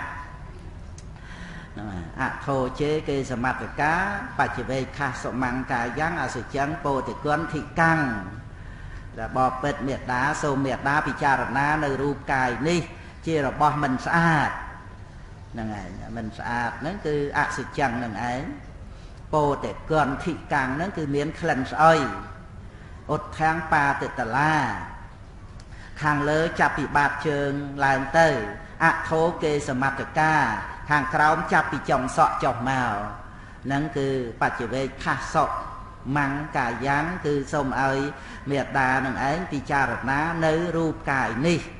ហ្នឹងពិចារណាអញ្ចឹងឲ្យដល់ទៅមេត្តានឹងពិចារណាតាមពាក្យរបស់កូននឹងអញ្ចឹងទៅក៏បានដកនៅរាគៈទាំងពួងនឹងឯងចឹងផ្ដាច់នៅភាពកវាយកវល់ក្នុងជីវិតហ្នឹងជាអ្នកមានចិត្តត្រជាក់រំលត់ទុកហើយសីតិភូតមហិនិពុតោណានឹងឯងចឹងបរិឡាហោសមុច្ឆណោបានកាត់នៅអាភាពក្តៅកវល់កវាយក្នុងចិត្តហ្នឹងអេវាងវិហេរមេនេយៈហ្នឹង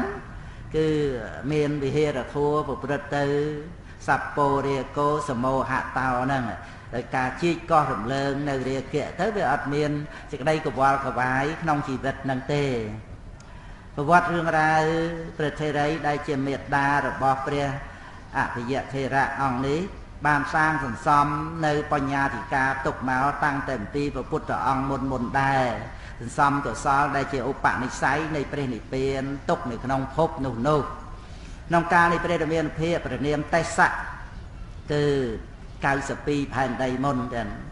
នាងជាកុលធីតាថ្ងៃមួយបានឃើញព្រះបរមសាស្តាស្ដេចយាងបិណ្ឌបាតក៏មានចិត្តជ្រះថ្លាទទួលយកបាតហើយថ្វាយនៅភិក្ខាមួយវេកដោយបញ្ញកម្មនោះនាងក៏បានត្រាច់ទៅក្នុងទេវលោកនិងមនុស្សលោកក្នុងកាលនៃពុទ្ធបាទនេះនាងជានគរសោពិនីឈ្មោះថាបតុមវតីក្នុងក្រុងអុជេនីដោយវិបាកនៃកម្មព្រះបាទពិមពិសាទ្រង់បានស្ដាប់ឮអំពីរូបសម្បត្តិជាដើមរបស់នាងបតុមវតីទើបត្រាស់ប្រាប់បរោហិតថាយើងប្រាថ្នានឹងឃើញនាងបតុមវតីនៅឯនគរអុជេនីព្រោះនាងជាស្ត្រីស្អាតប្រចាំនគរបរោហិតក្រាបទូលថាប្រករុណាថ្លៃវិសេសល្អណាស់បរោហិតក៏បាននាំយក្សឈ្មោះកម្ភិរៈមកដោយកម្លាំងនៃមន្តហើយប្រើអានុភាពយក្សនាំព្រះរាជាទៅកាន់នគរអុជេនីក្នុងខណៈនោះតែម្ដងព្រះរាជាទ្រង់សម្រេចការនៅរួមជាមួយនឹងនាងបតុមវតីនោះអស់មួយរាត្រីនាងក៏មានគួរដោយព្រះរាជាបានក្រាបទូលដូច្នេះថាខ្ញុំម្ចាស់បានតាំងគួរហើយព្រះរាជាទ្រង់ព្រះសណ្ដាប់ហើយក៏ត្រាស់ថាបើជាកូនប្រុសនាងចូលចិញ្ចឹមឲ្យល្អហើយប្រគល់ឲ្យយើងទ្រង់បានប្រទាននៅព្រះទម្រង់ចរិតប្រណិមហើយក៏ស្ដេចយាងត្រឡប់មកព្រះនគរវិញកន្លងទៅ10ខែនាងបតុមវតីក៏ប្រសូតបុត្របានតាំងព្រះនាមរបស់បុត្រថាអភ័យលុះបុត្រមាននៅបច្ចុប្បន្ន7ព្រះវស្សានាងក៏បានបញ្ជូនទៅថ្វាយព្រះរាជាដោយប្រាប់ថាព្រះបាទពិមពិសារមហារាជជាព្រះបិតារបស់បុត្របាទពិមពិសាទ្រង់ទួតឃើញព្រះអរោះនោះហើយក៏បានកើតនៅសេចក្តីស្រឡាញ់ចំពោះបុត្រទ្រង់ឲ្យបុត្រចម្រើនទៅដោយគ្រឿងថែរក្សាសពគ្រប់ប្រវត្តិអភិយរាជកុមារមាននៅក្នុងអភិយរាជកុមារសូត្របៃដកលេខ23ទំព័រ149ព្រមទាំងអត្ថកថានៅក្នុងប្រសូតនោះអភិយរាជកុមារធ្លាប់រាប់អានពួកនិគ្រុនកាលដែលនិគ្រុនចាត់ឲ្យទៅលើកវាទៈព្រះដែលមានពភាបែរត្រឡប់ទៅជាជ្រះថ្លារាប់អានបរតនត្រ័យតាំងពីពេលនោះមកនៅក្នុងអត្ថកថាធម្មបទលោកវៈអភិយរាជកុមារបានទទួលរង្វាន់អំពីព្រះបិតាសោយរាជ7ថ្ងៃដល់ថ្ងៃទី8ស្ត្រីដែលជាទីស្រឡាញ់ត្រូវខ្យល់ចាប់ស្លាប់ភ្លាមទៅ កើតទុកខ្លាំងណាស់ក៏នឹករកព្រះពុទ្ធបរមគ្រូស្ដាប់ព្រះធម៌ទេសនាដែលព្រះអង្គត្រាស់ថាបស្សៈចិត្តកតាំងពឹមពាំងអរកាយ៉ាងសមោសិតាំងអង្គត្រាស់ថាអេវ៉ាំងបស្សថេអេវ៉ាំងបស្សថេមੰងលោកੰចិត្តតាំងរាជរធោបមੰងយដ្ឋពាលាវិស័យតន្តេ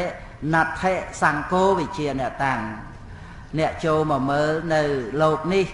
ដែលមានក្បូរក្បាច់រចនាយ៉ាងវិចិត្រប្រការដូចជារាជរដ្ឋដែលបុគ្គលល្ងងខ្លៅលេចចុះនៅឯអ្នកចេះដឹងអ្នកប្រាជ្ញបណ្ឌិតមិនជាប់ជំពាក់នៅឡើយហើយក៏បានសម្រេចសោតាបត្តផលទៅនៅក្នុងអត្តកថាថេរគាថាឯកនិបាតវគ្គទី3មានប្រវត្តិព្រះអភិយរាជកុមារបួសក្នុងសាសនានៃព្រះសម្មាសម្ពុទ្ធបតមុត្តរៈលោកជាព្រះធម្មកថាមុននឹងសម្ដែងពធបានពោល4គាថាសរសើរគុណព្រះដ៏មានពភាហើយទៅសម្ដែងព្រះធម៌តាមក្រោយដោយកម្លាំងនៃបញ្ញកម្មនោះលោកមិនមានបដិសន្ធិនៅក្នុងអបាយភូមិរហូតដល់ជាតិចុងក្រោយគឺពេលវេលា100,000មហាកັບសំដូចដែលលោកបានពោលជាបគាថាទុកមកថាអភិទ្ធវេតវាបតុមុត្តរាំងជីនាងប្រសन्नចិត្តតោអភិយោសយំភុងអ្នកគាឆេកាបានិអបាយភូមិនឹងសតសហសានិឧឡារសទ្ធោតេព្រះអភិយថេរៈជាបុគ្គលមានចិត្តជ្រះថ្លាហើយពោលសរសើរព្រះចិនស្រីទ្រង់ប្រណិមថាបតមុត្តរៈជាព្រះសយំភូលោកជាបុគ្គលមានសទ្ធាដល់ឧឡារៈពងពោះថ្លៃឧត្តមមិនបានទៅកាន់អបាយភូមិរហូតអស់100,000 កាប់ដូច្នេះឯងនឹងប្រវត្តិរឿងរ៉ាវអភិយរាជកុមារចឹងយើងហៅអភ័យរាជកុមារនោះលោកជាបុគ្គលមានអណ្ដូងនៃបុណ្យកុសលដ៏ធំ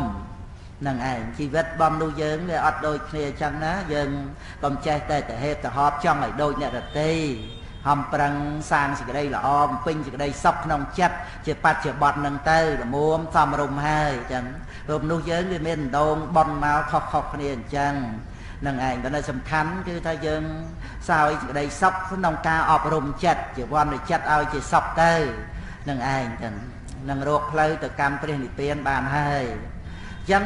ព្រះអភិយរាជកុមារជាបុគ្គលមានអណ្ដូងនៃបុណ្យកុសលធំណាស់រកប្រមាណមិនបានឡើយបានជាដូច្នោះព្រោះសម្បត្តិមានខេត្តសម្បត្តិជាដើមនិងព្រោះបុព្វចេតនាខេត្តសម្បត្តិហ្នឹងគឺស្រែបុណ្យណាដែលលោកបានបំពេញមកមានព្រះសម្មាសម្ពុទ្ធជាដើមហ្នឹងអាហ្នឹងហៅខេត្តសម្បត្តិហ្នឹងឯងហើយនឹងបុព្វចេតនាមុញ្ញនចេតនាអបរចេតនាហ្នឹងព្រមទាំងសន្និដ្ឋានចេតនាហ្នឹងគឺចេតនាដែលចុះសុបយល់ជាក់មិនភ្លេចលោកមានភាពជាឧឡារៈនៅក្នុងពុទ្ធាប្រទាន3ដកលេខ72ទំព័រ15សម្ដែងថាព្រះពុទ្ធទាំងឡាយជាអចិន្ទយៈបុគ្គលគឺបុគ្គលដែលគេមិនកបីគិតកើតធัวរបស់ព្រះពុទ្ធជាអចិន្ទយៈធัวយ៉ាងនេះកាលបុគ្គលជ្រះថ្លាចំពោះគុណជាអចិន្ទយៈរមែងមានផលជាអចិន្ទយៈ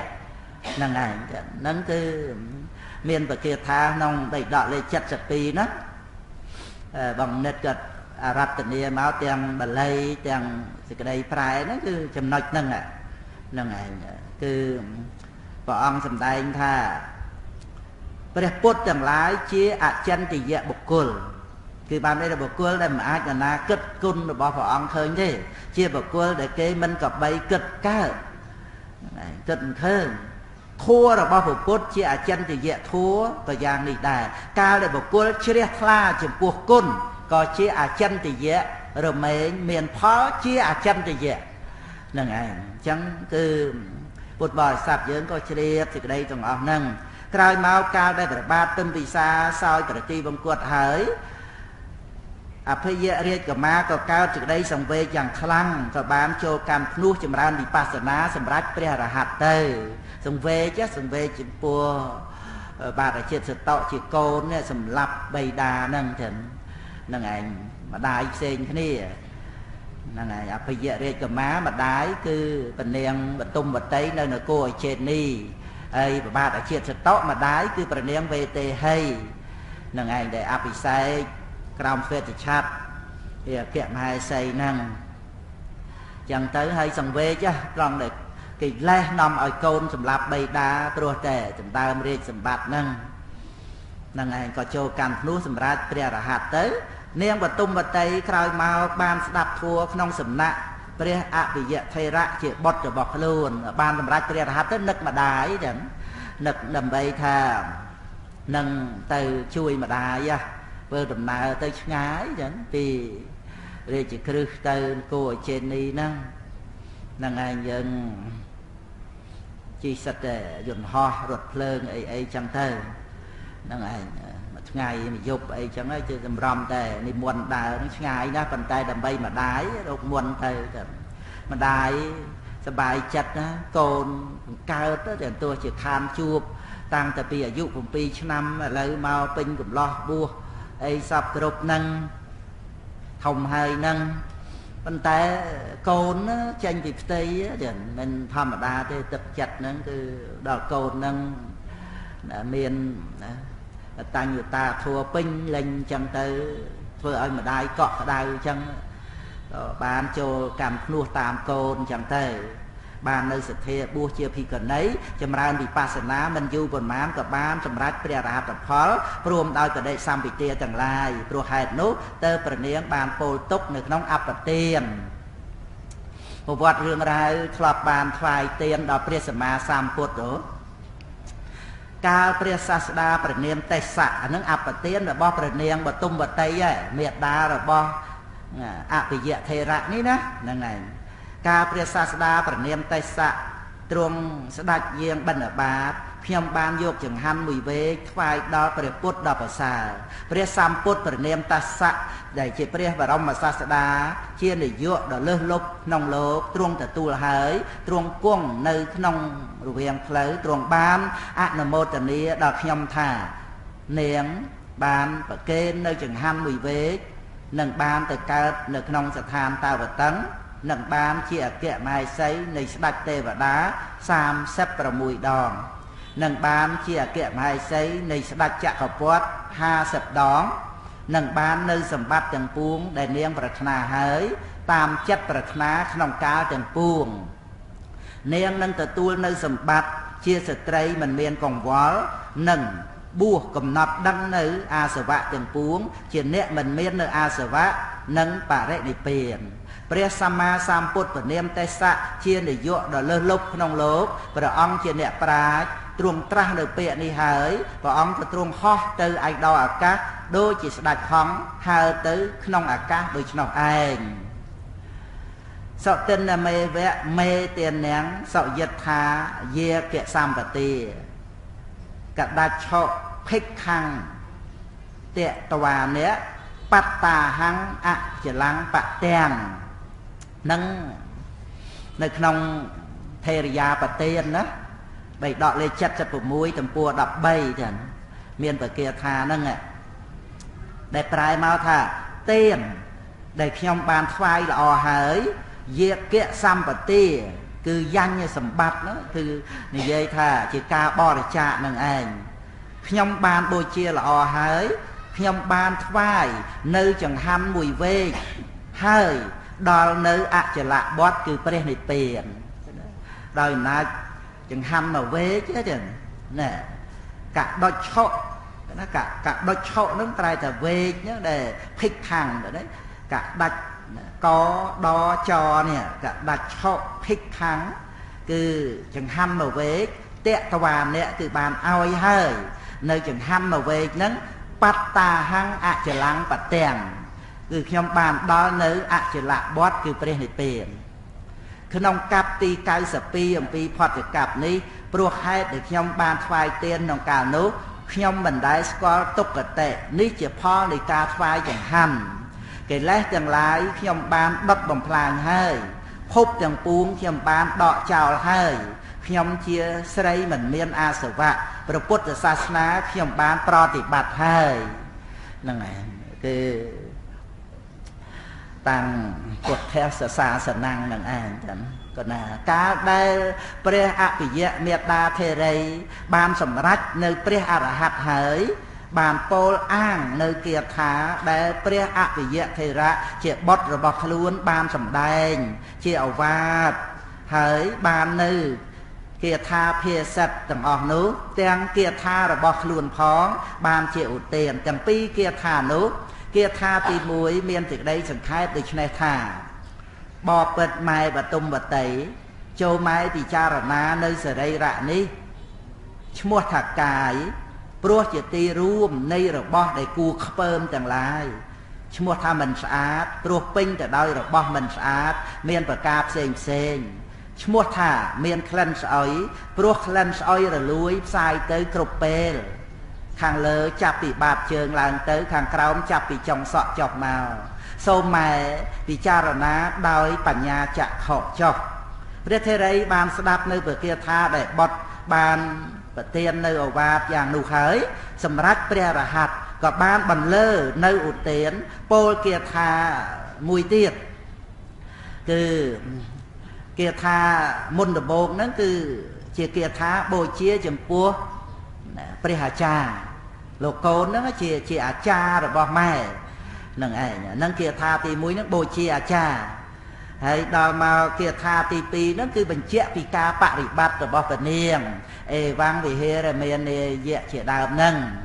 ក្នុងបទថាអេវ៉ាំងវិហេរមេនេយៈហ្នឹងដោយសេចក្តីថាកាលដែលយើងតាំងនៅក្នុងឱវាទរបស់ព្រះអភិយថេរៈជាបុត្រឲ្យហើយដោយន័យថាឧទ្ធាំងបាតតឡាជាដើមឃើញកាយគ្រប់ផ្នែកថាមិនស្អាតមានចិត្តតាំងមមកំណត់រូបធម៌គឺពួកភូតរូបនិងឧបាទេយរូបនៅក្នុងកាយនោះព្រមទាំងអរូបធម៌មានវេទនាជាដើមដែលជាប់តាក់ទងនឹងរូបធម៌នោះលើកឡើងកម្មបត្រៃលក្ខពិចារណាដោយអនិច្ចានុបស្សនាញាណជាដើមក្នុងកាយនោះបទថាសัพពរាគោសមោហតោដោយសេចក្តីថារាគៈទាំងអស់យើងក៏បានដកបានជីកឡើងហើយដោយព្រះអរហត្តមគ្គតាមលំដាប់នៃមគ្គដែលបន្តដោយមគ្គដោយវុទ្ធាននៃគាមិនីវិបស្សនាបទថាបរិឡាហោសមុច្ឆិនណោដោយសេចក្តីថាលំដាប់នោះឯងសេចក្តីក្តៅកាហាយគឺកិលេសទាំងអស់យើងបានកាត់ដោយប្រពៃហើយនឹងព្រោះកាត់សេចក្តីក្តៅកាហាយគឺកិលេសនោះបាននឹងឯងតើបយើងជាបុគ្គលត្រជាក់រលត់ដោយសឧបាទិសេសនិព្វានធាតុណាហើយក៏មានការប្រម៉ែប្រមូលសរុបប្រវត្តិរបស់ព្រះអភិយមេតាធេរីចឹងក្រុងអូចេនីសានជីចែកដីគឺជាបរិយនៃព្រះអរហន្តកច្ចាយណៈថេរៈរុះរនចាវត្តចេតពុននិមន្តចូលស្រុកសម្ដែងប្រធัวថ្វាយព្រះរាជាព្រមទាំងមនុស្សម្នាគ្រប់គ្នាបានសុខអគ្គមហេសីហបរតីស្រណុកសម្រាប់ថ្វាយទានមានសិលមានសង្ឃស្រីធ្លាប់កាត់សក់លក់ធ្វើចង្ហាន់និមន្តសង្ឃឆាន់8ព្រះអង្គបានជាមហេសីព្រោះស្រីស្មោះត្រង់សាងវត្តថ្វាយសង្ឃសោយសុខគ្រប់ជាតិចន្ទៈបច្ចោធម្មរាជាស្ដេចមានសទ្ធាធម្មទេយាទគ្រងអុចេនីសំភីក្មៃក្មៀតថែសង់អាពេតមិនឃ្លាតពីវត្តបតុមវតីស្រីសោភិនីបំពេញនេតិតាមកម្មកំណត់មានបាបមានបុណ្យក្នុងសង្សារវត្តសត្វលោកប្រកបប្រព្រឹត្តតាមកម្មនាងថ្វាយភិក្ខាសម្មាសម្ពុទ្ធទេសវិសុទ្ធព្រះពុទ្ធទ្រង់ផ្ដាំក្នុងអបទានមានន័យគួរចាំ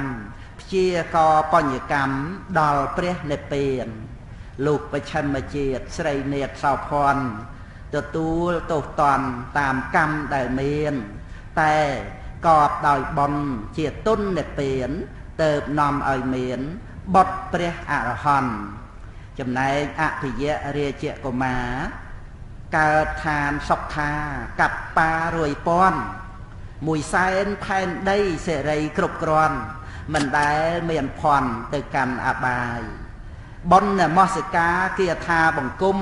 ហត្ថាប្រណំផ្គុំដោយចិត្តកាយពោលគុណព្រះពុទ្ធលំអត់ខ្វាត់ខ្វាយរួចទៅបរិយាយសំដែងព្រះធម៌ប៉ុននេះធំក្រៃប្រពៃគួកប់ទាំងធ្លាប់សាងភ្នោះរស់យ៉ាងបវរជាតិក្រោយបំផុតចយុតចោះគួរមេត្តារូបល្អឈាមជួររាជាម៉ែខំថែផ្ទៃលៃលាក់អាត្មាដោយក្តីមេត្តាបុត្រាស្ងួនភ្ងាទាំងតាមបណ្ដាំមគ្គធរាជារហូតវេលាបុតភ្ងាចាក់ផ្ទៃបតុមបតីស្រីជាជាម្ដាយចិញ្ចឹមរូបកាយបុតម្ដាយពូជថ្លៃ7វស្សាកុមារអភ័យទៅម្ដាយលោកលីប្រាប់ថ្លៃបៃតានៃបុត្រជាក្សត្រលោកគោមគ្គធបវរនាមពេមពិសាចូលកូនទៅចោះទៅរកបៃតាទុំរងក្សត្រាចានាមព្រះអង្គស្រណោះបុត្រថ្លៃមានអីភ្លេចម្ដាយ7ឆ្នាំផ្លាយមានម្ដាយផ្ចិតផ្ចង់មុខម៉ែស្អាតណាស់ចិត្តម៉ែភោរផង់ចិត្តកូនស្រយ៉ង់រលងទឹកភ្នែករឿងកូនប្រត់ម៉ែនៅតែស្រណោះកូននៅតូចសោះអាឡោះពុនពេកឃ្លាតម៉ែទៅឆ្ងាយធ្លាប់ម្ដាយឲ្យដេក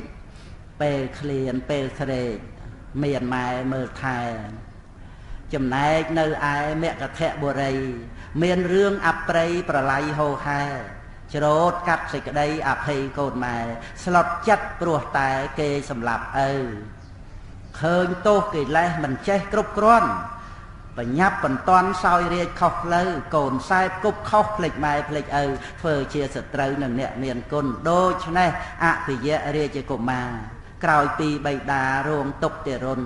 សោយតិវង្គតស្លុតចិត្តពេកពុនបញ្ញាប់រុះរាន់ចេញសាងព្រះភ្នោះឧបនិស្ស័យមួយសែនខែនដីហាក់ដូចថ្មីវិស័យធ្លាប់បួសជួយឲ្យបានដល់មគ្គផលចន្ទខ្ពស់កាត់កិលេសអស់រស់ឥតកង្វល់ពេលអស់កង្វល់នឹកដល់អ្នកម៉ែយូរយាឆ្នាំខែមិនដែលទៅដល់វ័យម៉ែចាស់ហើយនៅឡើយកង្វល់អវាបកូនផ្ដល់ម្ដាយយល់ព្រះធម៌បតុមបតីស្រីចូលកាន់ភ្នោះម៉ែចាស់ហើយបួសសម្រស់នៅល្អកូនលើកអាសពជាទីកោចរក្នុងកាយមិនល្អក្លិនស្អុយណាស់ណាក្នុងព្រះគាថាមានការរៀបរាប់ពន្យល់គ្រប់សពអត្ថកថាចំពោះជីវិតពិតជាមរណាគួរតែសិក្សាមើលការឲ្យច្បាស់រងចាំឲ្យឃ្លានទៅបានធ្វើស្រែពេលស្រែកផងដែរទៅបានជីកស្រះដោយពេលមរណាបញ្ហាឃើញច្បាស់ត្រូវការបុណ្យណាស់ដូចស្រះដូចស្រែតែទោះយ៉ាងណាធម្មតាលោកីរឿងក្នុងភព3គ្រប់ជាតិហូរហែដោយកលមេយាដូចជាឡប់ឡែបិទបាំងឲ្យតែរវល់គ្រប់ជាតិព្រោះតែមិនកំណត់ខណ្ឌ5នេះណាប្រកាន់អត្តាទុក្ខាមិនឃ្លាតចាញ់បោកខ្លួនឯងចំបែងគ្រប់ជាតិប្រឹងចិញ្ចឹមធាតុជាតិពោះមានពឹសប៉ុន្តែសំណាងបានសាងកុសលបានស្ដាប់ធัวយល់បានស្គាល់ធัวទឹះទី11មិនព្រួយពោះពឹសបើកទ្វារគន្លឹះទឹះដៅនិព្វានអភយកុមារមេត្តាមហាធេរីបតុមបតីអស់ក្តីស្រេកឃ្លានស្ដាប់ធัวពីរោះនិងព្រោះបនមានអស់ក្តីស្រេកឃ្លាននិព្វានសពងសូមអនុមោទនាទុក្ខបត្តាចនិនទុក្ខាវេយាមបន្តាចនិតភេយាសោកម្មបន្តាចនិសោកាហន្តសម្ពេណែណៅបាសក់ឈឹមហុកអៀននិងកូនចៅនៅបារាំងចូលកសាងព្រះវិហារនៅវត្តព្រះមហាគុណកត